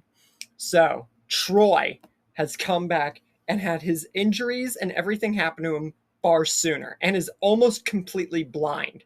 And him making this appearance when everyone's at their lowest, despite that, Troy realizes too little too late, he made the biggest mistake of his life. The second that he makes his face known, John and everybody else, they don't hesitate.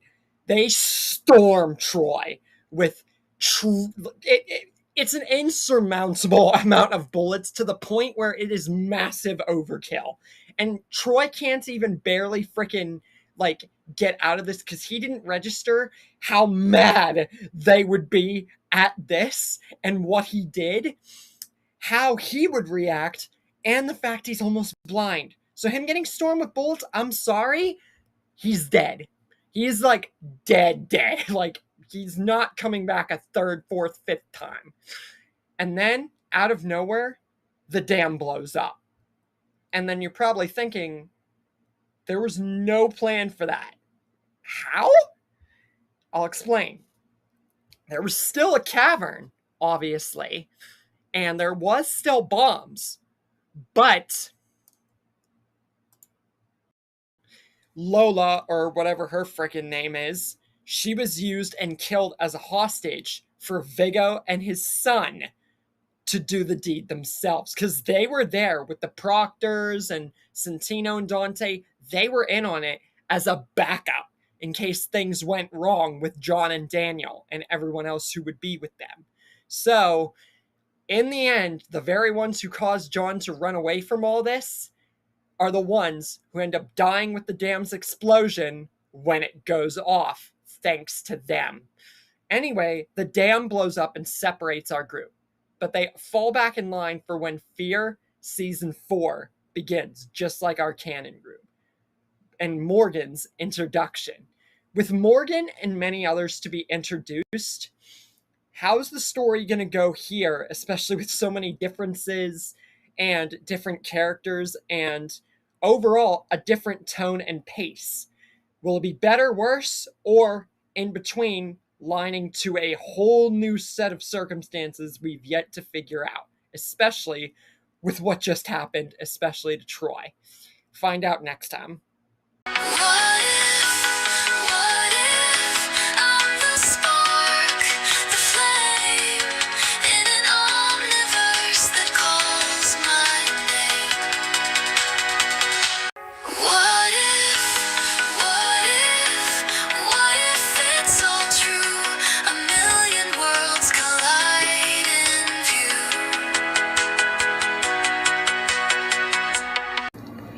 Hey guys, Nick here. Welcome to the Omniverse of Nick and the 18th part to the Deadly Reckoning, The Walking Shadows of Salazar and Wick. Before we get started, be sure to smash the like button and subscribe to the Omniverse of Nick main channel, this channel, and all our channels promoting Omniverse of Nick content, along with checking out the Discord and catching up with any story updates or posts that you have not already. With all that said, let's begin. So, we opened up where we ended off last time. Season 4 and the introduction to Morgan, which plays out exactly the same, leading to him leaving the junkyard and not listening to Rick or anybody else, going off on his own, eventually meets John, eventually meets Althea, and comes across Alicia, but this time the group's a bit different, as you might imagine. Alicia, Nick, Madison, Daniel, John looking far different and far more apocalypse type, and Marcus donning a very similar look, which in my opinion makes both of them look pretty freaking sick. So see, what happened was they did, after the dam explosion, go to the stadium, but things played out a little differently there. When we get to June, or whatever the frick you wanted to call her at the beginning, Naomi, June, it really does not matter. And the whole vultures thing and Charlie, once the Horde showed up, Luciana basically tried to pull a Madison, and it worked on everybody else getting away, but Luciana lost her life, because she is no Madison Clark. I'm sorry. So Luciana would basically die pulling a Madison Clark. So yeah, now we have John meeting Morgan Jones. With John Wick and Morgan Jones meeting each other, Daniel being around, Marcus being around, and Madison being around, but no Luciana, for the end groups and the story closing little by little, is it about to get even worse from here on out, even with so short of episodes? Again, I'm acknowledging that. Or is it about to become more of a washout than has met the eye? Find out in the next episode. What if I'm the spark, the flame in an omniverse that calls my name? What if it's all true? A million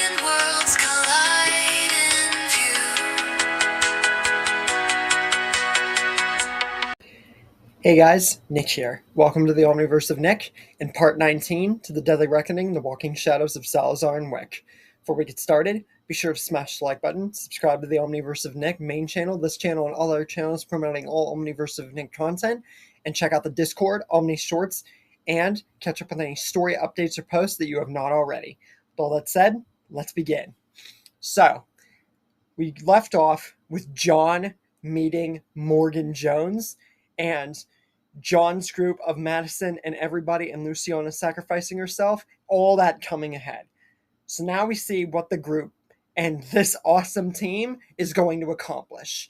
First off, the Vultures and the one dude I can't remember the name of, there's a lot of those in Fear the Walking Dead, no surprise there, they all die. And John is the main target of this, so that way Nick and everybody else doesn't become, crazed, because he could just do it himself. Charlie and her wanting to shoot somebody, yeah, I don't think with John Daniel and a bunch of other people there that she's going to get the chance. Because the second that she would try or think of something like that, her little young mind, not going to happen. So no one dies. And John and June reunite, and all that's said and dandy. Morgan, he thinks about returning to Alexandria and letting everybody else come along, but he honestly just thinks that he should go back himself, because that was always the plan, is for him to go back. But because of threats and the show writers and his own character, he stayed.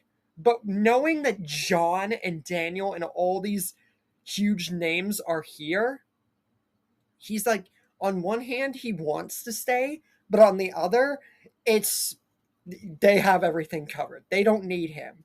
So Morgan bids everyone farewell, and Morgan actually leaves.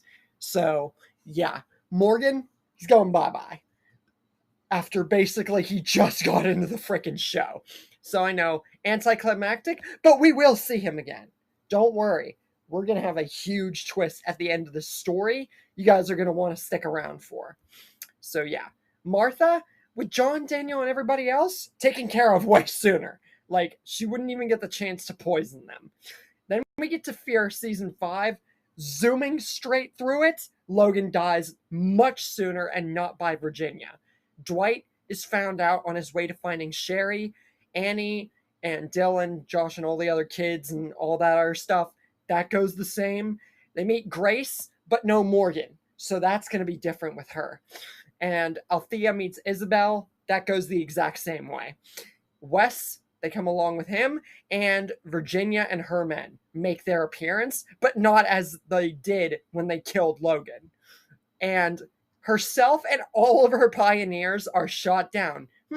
How would this happen this fast? And why is it going this fast? Well, let's see. You got John Wick, you got Madison, you got Daniel, you got Dwight, you got Wes, you got Marcus, you got Nick, you got Alicia, you got John, you got June, you got Althea, and the list goes on and on, so they ain't winning. I'm sorry, Virginia and them, they don't compete. And you got John and Daniel. I'd thrown Morgan in the mix, even more overpowered. So that's especially why I've been making these episodes so short, is because it's that freaking OP. Just imagine if I put John in the original Walking Dead, how that would go. That's why I have to constrict him to a small show with very little plot, because what else do you do? But anyways, it just goes on to show that Virginia has no chance here, and the point I'm trying to make is that they're dead. So then they make their way to Lawton. What is going to happen at Lawton with Emil and Teddy and future threats? With Morgan gone, different group members gone, stuff switched around, and extra survivors? What happens from here? And since the story's starting to close in on itself, is any new big twist coming, especially with Troy dead of all people, and Morgan gone and everything I just mentioned? Or is the rest of the story a cakewalk, like it already hasn't been? That's for you guys to decide for next time. What if I'm the spark, the flame in an omniverse that calls my name? What if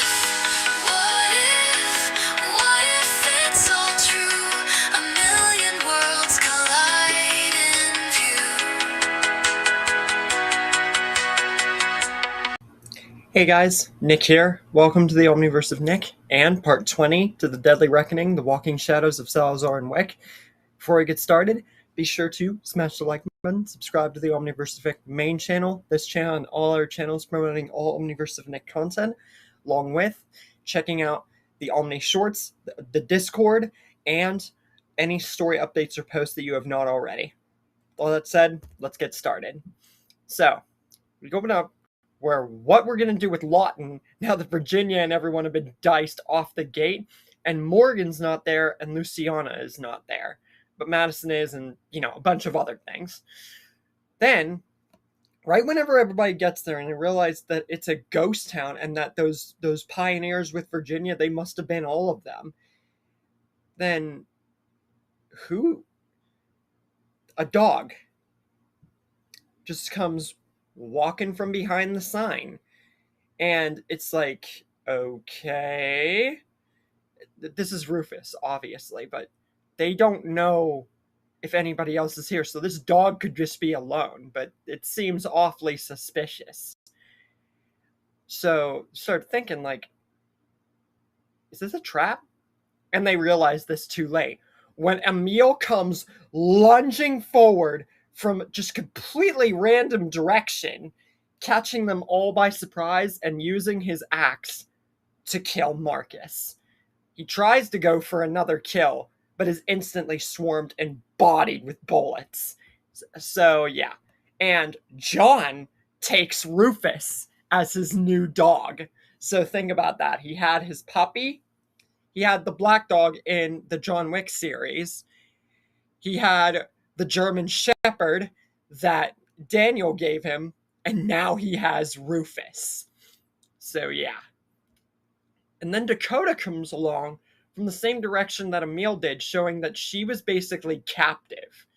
And she explains everything about Virginia. Obviously, she's never going to know the truth about, Virginia actually being her, her mom and everything like that.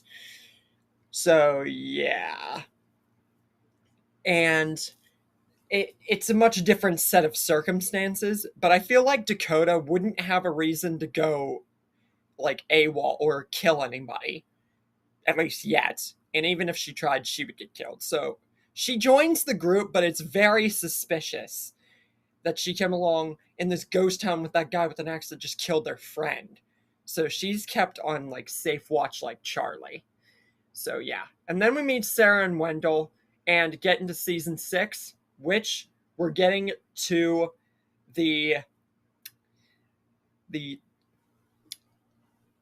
location, the community that Morgan found, the Valley Town, and the next big threat being Teddy. But is it going to be a threat? And how's it going to work? And is there anything else left untouched that our group still doesn't know about, especially the new ones? Find out next time. And the story is coming close to an end here, so about 2 or 3 parts. So stay tuned. What if I'm the spark, the flame in an omniverse that calls my name? What if it's all true? A million worlds collide in view.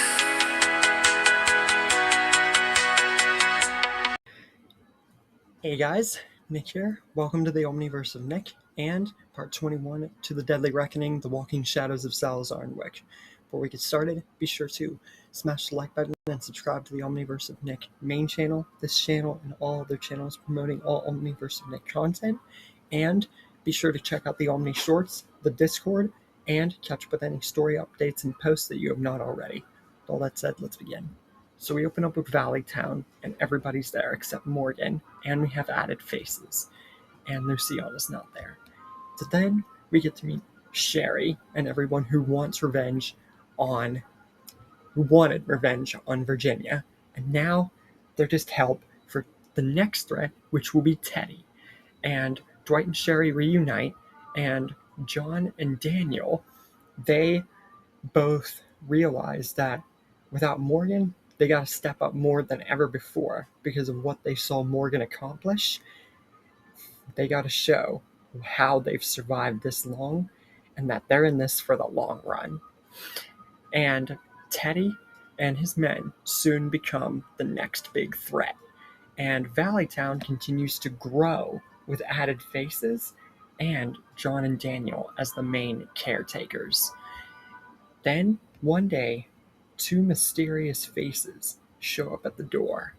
One being Ed, the animal wood person, builder, evil guy, and behind him, someone that no one was expecting to see alive. Seth Geary. He's alive, with longer hair, a beard, and a prosthetic arm with a rifle, a blade, and a screwdriver attached. And everybody is wondering at the exact same time, at least the ones who are obviously around Seth, like basically all our main cast is there. So everyone's here to see it, you know? But everyone's wondering, and probably you guys too, how did Seth Geary survive? Well, back at the military outpost, Seth was not shot nearly as fatally as Chris and everybody else that was shot. So he managed to survive, but it took him a long time, and by that point, everybody else was already gone, and the events of the story had already been playing out. But he was there to see a Walker Chris. And this just breaks him, especially not knowing if Harry is alive or not, which obviously he's dead, took Travis's death, but he kills Walker Chris, searches the outpost and old destroyed airplanes and other places for stuff to help him survive and obviously help the fatal wounds that he pretty much has. And that's how he also manages to forge the prosthetic arm, because he had to amputate it because of the fatality of how his arm was injured. Otherwise, he would have died. And he was lucky to have survived. And he almost dies before reaching a very weird house. And from that point, he is taken in by Ed and nursed back to health. And before figuring out the kind of person Ed really is, or, you know, his little weird mind, obviously that whole thing was screwy anyway, so I think the two would get along just fine. And that Seth, if he had to, would take notice on the fact he'd have to take out Ed. But considering he saved his life, the two just went in it for the long run, and that's where Seth has been pretty much all this time. Anyway, Sherry, one day after all this has happened, thinks to herself for a long time, and she realizes this might work. She realizes that something's been plaguing her mind, and it's not Virginia. It's the man who's caused her and Dwight having a rift, the man who set about and destroyed them. And she knows the very best person to help her get rid of him. She goes to John Wick and says, he's an old assassin, right? He's very good at killing people, right? He is one of the strongest and most just forward and ruthless and dangerous men on the face of the earth, right? So, she says, then he'll have no problem for going back to his old ways, because she has someone she wants him to kill. A man by the name of Negan Smith. That's where we leave things for now. Will they actually go to Alexandria, finally, meet up with Morgan, and kill Negan? Who all is going to go, and what about the rest of the Fear story? Find out next time. What if I'm the spark, the flame in an omniverse that calls my name? What if it's all true? A million worlds collide in view.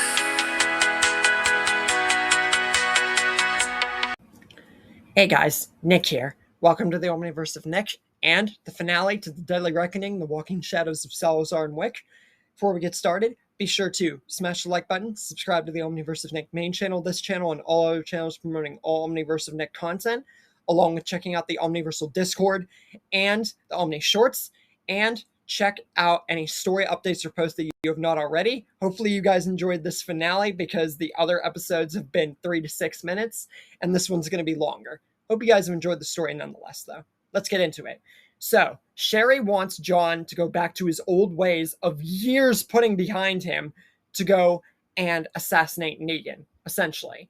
And she says she needs this demon cleansed from her mind because it's been plaguing her as much as she knows it has Dwight and so many others back at where Negan is and everything. And she just needs it over. And as much as she would like to do it by herself, she knows that Dwight or someone would stop her and she would be forced to just lay back. But she just can't. And she's not forcing him to do this. But she knows how great of an assassin John Wick is and that the best person to pull this off is him. So she hopes that he understands and that will help her. John thinks about this for a very long moment before deciding and says that he has not done any assassinating or been to his old ways since way before the apocalypse started. And that was for a reason. But he's also come to understand that as much as he has tried to put his assassin ways behind him, something has always pulled him back to being that man. Just not the ruthless man that he was. Like, truly, since the start of the apocalypse. So, what's killing one man gonna do? Little does he know, the journey there, a lot, and that he's never gonna meet Negan. So, John agrees, and he tells this to everybody at Valleytown, and says, this is just how it's gotta be. He knows that there's always going to be a way that something like this brings him back to his old ways. It's just inevitable, especially when they're in an apocalypse with the dead. So if anybody from Valleytown wants to come along, now is the time to say it. Daniel, Madison, Nick, Alicia, Dwight and Sherry, obviously, they all go with John. And John shakes Seth's hand because Seth is in charge of Valleytown with all the others while they go to do it. And they go on their journey. But right before they're almost there, they are shocked at what they see. A man with an injury at his chest is being helped up by a guy with a vest and a crossbow, a girl with a sword poached over her back, and Morgan Jones. They haven't seen him in a while. And this must be where Alexandria is. And Michonne and everybody else, the first thing that they see whenever they notice everybody else is Dwight and Sherry. Daryl goes in to kill him, but is held at gunpoint by everybody there, John, Daniel, etc. And Morgan stops anything from happening and says, I know these people. And he explains to Rick, Daryl, and them everything about what's happened after he left the junkyard. And because he got there right before Rick was about to blow up the bridge or do something stupid. So he essentially saved Rick's life. Anyways, he then talks to John, Daniel, and everybody else and is like, how's the situation with you guys going? And like, what's going on there? And John and them would explain why they're here. And Sherry would pipe up on the scene after John and Daniel would explain everything that's happened and says they're mainly here to kill Negan. And she says everybody here, as well as her and Dwight, need this demon off their mind. And she knows how much they hold against her and Dwight, but they need this done. And John says if it makes them feel any better, once the deed is done, they will leave. If that's what will help all of this and stop any tension or violence. Because he doesn't want to kill anyone that doesn't deserve it. Jadis then finds her opening because she hasn't left yet. And she holds John at gunpoint and says she is leaving with her group one way or another. Whether it's one from their group or from someone else's. Make up their minds now before she makes them up for them. And John whirls around and just completely turns that against Jadis and whatever the frick you want to call her. But before anything can happen, Serum helicopter appears from above. And Rick notices this and the closure we never got. That Atlanta and during the Negan War, he actually saw the helicopter and wasn't freaking, messed up like everyone in Atlanta and so on thought he was. And John notices this too, along with everybody else, and knows that Jadis is trying to trade someone to go to this group with. And they get the information from her. And John decides he'll go with to this community. And Daniel and everybody is like, what? What are you thinking? We don't know who these people are. They could kill you. And who cares about this group? If they were that big a deal, we would have seen them sooner and we would have stopped them. And it's like, you'll just get yourself killed. And John says to Daniel and all of them, like, really, Daniel? You have that little faith in me after all of our years together? And he gets serious and says, for all we know, this group could be responsible for everything that's happened since the dead started walking. And could have been resulted for the bombing Los Angeles and all of that. And he doesn't know how ready he is, by the way. I think it would just, he says that he thinks they would just give them answers and it would take a serious group off of their case. And he is curious more than anything else. And that if he's not going to kill this Negan person, and that this group is one of the main concerns right now, especially because if they go, this group could just kill him anyway. John thinks that this is just a threat that needs taken care of. Just a list of reasons. And he looks down and says, well, it's either I do this or we go to kill that Negan person, which likely won't happen. Especially after hearing about Rick, Daryl, Michonne, and everything, like what their plan is with Negan, like keeping him alive for Carl, and you guys get the picture. And he also says that he needs to do this alone. Look at how many people they've lost because he was not alone to go all out. Travis, Harry, Chris, like so many people they've lost because he wasn't able to go all out. And he goes and does this and takes care of this group alone, then they're left with one less problem and no one dies. So he needs to do this. It's closure on his part, especially too. So he says he's not going there to die. He's going there to fix a problem before it becomes a true problem. And he hopes that Daniel and everybody understands, and they have to reluctantly agree, even Daniel. So John goes with Jadis to the helicopter, and Jadis puts him in as a beast so he doesn't end up in the lab, because John would not end up in a freaking lab. Let's be honest here. So soon enough, he lowers his guard so much that he becomes a consignee, and no one at the CRM suspects a thing about him actually being one of the strongest men on this dang planet. And he quickly turns that around by taking out CRM guards left, right, and center, proving that this consignee is no motherfucking joke. And he soon gears himself up with high CRM tech and weapons, and is proving that John's no joke. This is him at 100%, finally.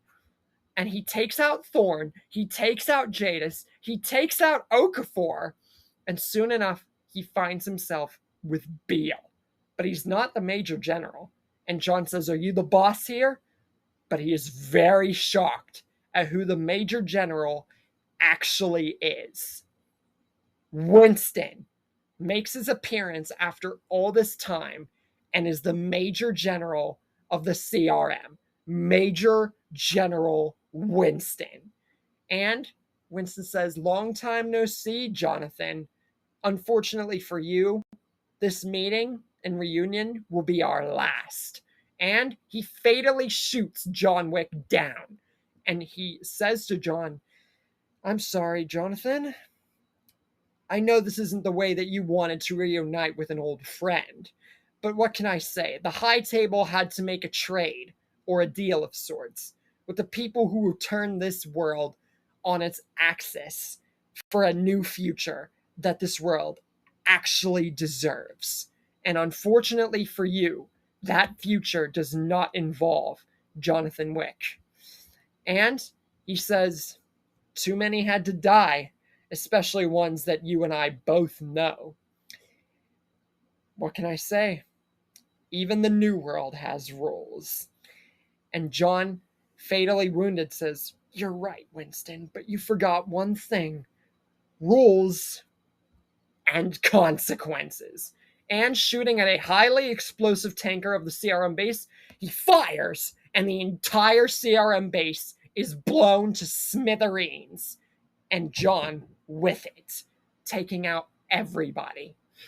Daniel, secretly, without anybody knowing it, had almost made it to the CRM base after all that time, because this would have gone on for a while yet. Decent time skip. And he finally almost made it close to the base when he sees the huge explosion. And he absolutely breaks down, knowing that John has just died. And that he went on a journey at the very start to kill him as his final mission. And now John's dead, and he's still here. This breaks him so much that he disassociates himself with anybody he ever met, and he goes on a killing spree. He finds the Whisperer army, and he kills them. He finds the Reapers, and he kills them. He finds the Commonwealth, and he kills them. He finds the Cannibals, and he kills them. He goes to New York, goes to France, kills the Variant Walkers one by one. He kills Codrin. He kills a very lookalike Daryl Dixon. It's Norman Reedus in the John Wick universe. Whatever the frick his name is, Dave or whatever the frick.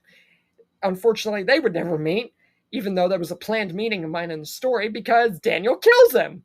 And the Dama, Croat, they die. But by the time the mutant giant bear gets into the picture, Daniel's rage, lust, and overall anger, it's left him. And he is left absolutely drained, sorrowful, and broken. And the bear pounces and mauls him alive. And Daniel goes out. And as for our fear group, you might ask? Well, John Dory Sr. helps with the fight against Teddy. And with Seth and all the people at Valleytown, Teddy and Padre and no Troy or Victor, it's dealt with so much better. John and Daniel set the tone for a so much easier dealt with Fear the Walking Dead universe. And that ends the story for John and Daniel's overall story. John would go out sacrificing himself, and Daniel would go out bloodlusted. A very weird turn of events for one of the most interesting, compelling, and honestly, mind-boggling team-ups that could have realistically put John Wick in The Walking Dead. Well, guys, that's the story. John Wick and Daniel Salazar, as a team, they went out with a literal bang. Now, honestly, it went a bit different than I originally thought it was going to. Because, yes, I've already stated before that the whole project was just basically John Wick and The Walking Dead as an actual story, and the closest thing you're ever going to get to John Wick in a story. Unless somehow, like Jason Voorhees, someone tells me a really good plot line or idea for more expansion upon what he could be foretold in. But this is pretty much it. I basically told the story that John Wick could be in, without making him so overpowered that he wouldn't fit in. You know, he is a mortal man after all. So, there was a way to fit him in, but I really had to be creative here. Now, as I've said multiple times throughout the story and everything like that, this story was already done, but it was redone because of, you know, for lack of a better term, except the green ball blast kind. Point aside, Mountain Dew and essentially being near my laptop, which, to be fair, it's close to that proximity, so with a newer Chromebook laptop. Point being, that is what ultimately screwed me over from like not having not only a good functioning laptop and having to wait forever to get an actual functioning one with proper speed and adjustment and etc., but to tell this story that I feel is one of the best that I have made. Even now, using like AI and like doing it in a much different way while doing it the same way, I still feel like I told the story that could be just... It was told the right way, you know?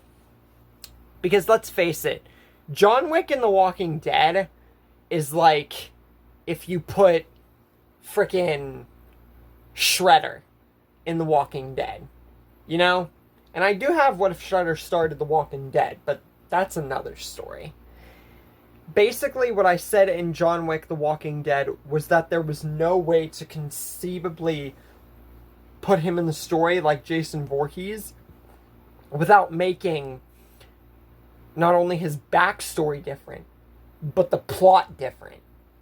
And literally, basically nerfing him. And then building him up. And that's where Daniel Salazar comes in. Because I actually, even though the first outing, I remember over 70, freaking 80, almost 90% of the story, I reworked it and was able to re-show you, like, angles of the story that you, one, have seen before, but two, get a better visual of, since this is a couple years later, and I actually have more to work with. I have more tools and better usage of how to make the characters for the stories. So, honestly, that helped the story too. I know a lot of parts were rushed because I wanted to get out of the way the fact that many people probably saw the John Wick Walking Dead and the John and Daniel story before, like, you know, basically half of it was gotten rid of and then all of it was gotten rid of. But I hope those who just watched it over or knew what happened and watched it just from what they knew or analyzed the parts that they already knew and saw had a good time. Because I gave John and Daniel a backstory together. I merged the John Wick people into The Walking Dead. And I honestly gave a lot of characters, especially Fear, attention they deserved. And if I had put John Wick in The Walking Dead, then the story would have been over in 2 seconds. You know? John Wick would have soloed past everybody, and the story wouldn't have been fun.